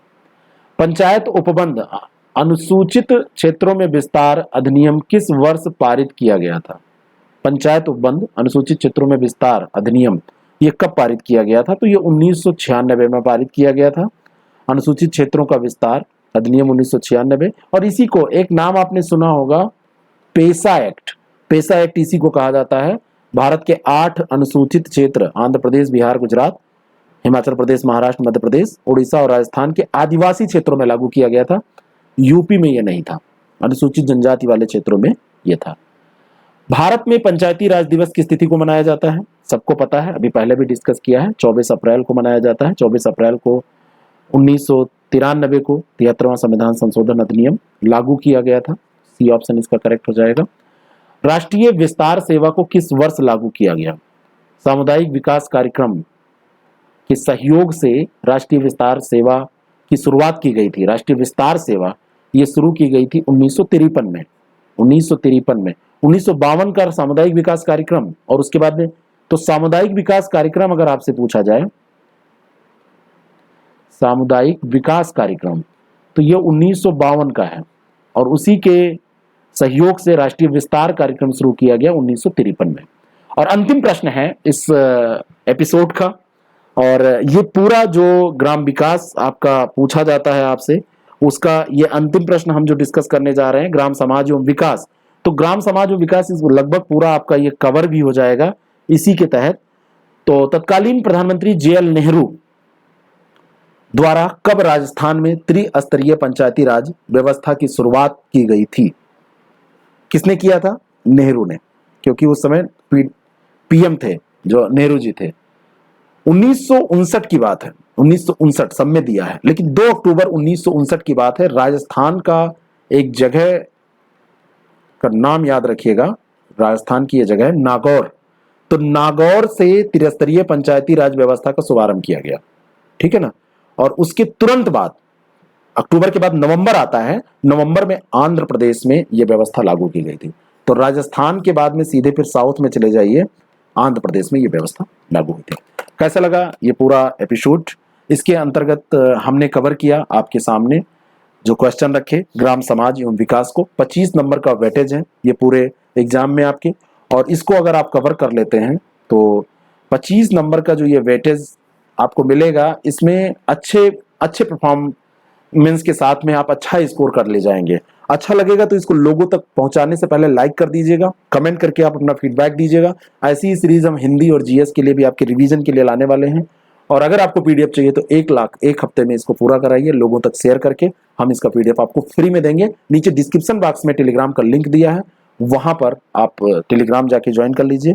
बाकी अगर आप RO ARO की तैयारी करना चाहते हैं, BO की तैयारी करना चाहते हैं, तो हमारा जो नंबर है 6307281212, ये नंबर जो हमारा दिया हुआ है, इस पर मैसेज करके ऐसे की तैयारी आप करना चाहते हैं तो ये सारे बैच गारंटेड टाइप के बैच हैं, जिसमें आपको इतनी प्रैक्टिस कराई जाती है कि आप हर हाल में अच्छी परफॉर्मेंस करते हैं, ज्वाइन कर सकते हैं।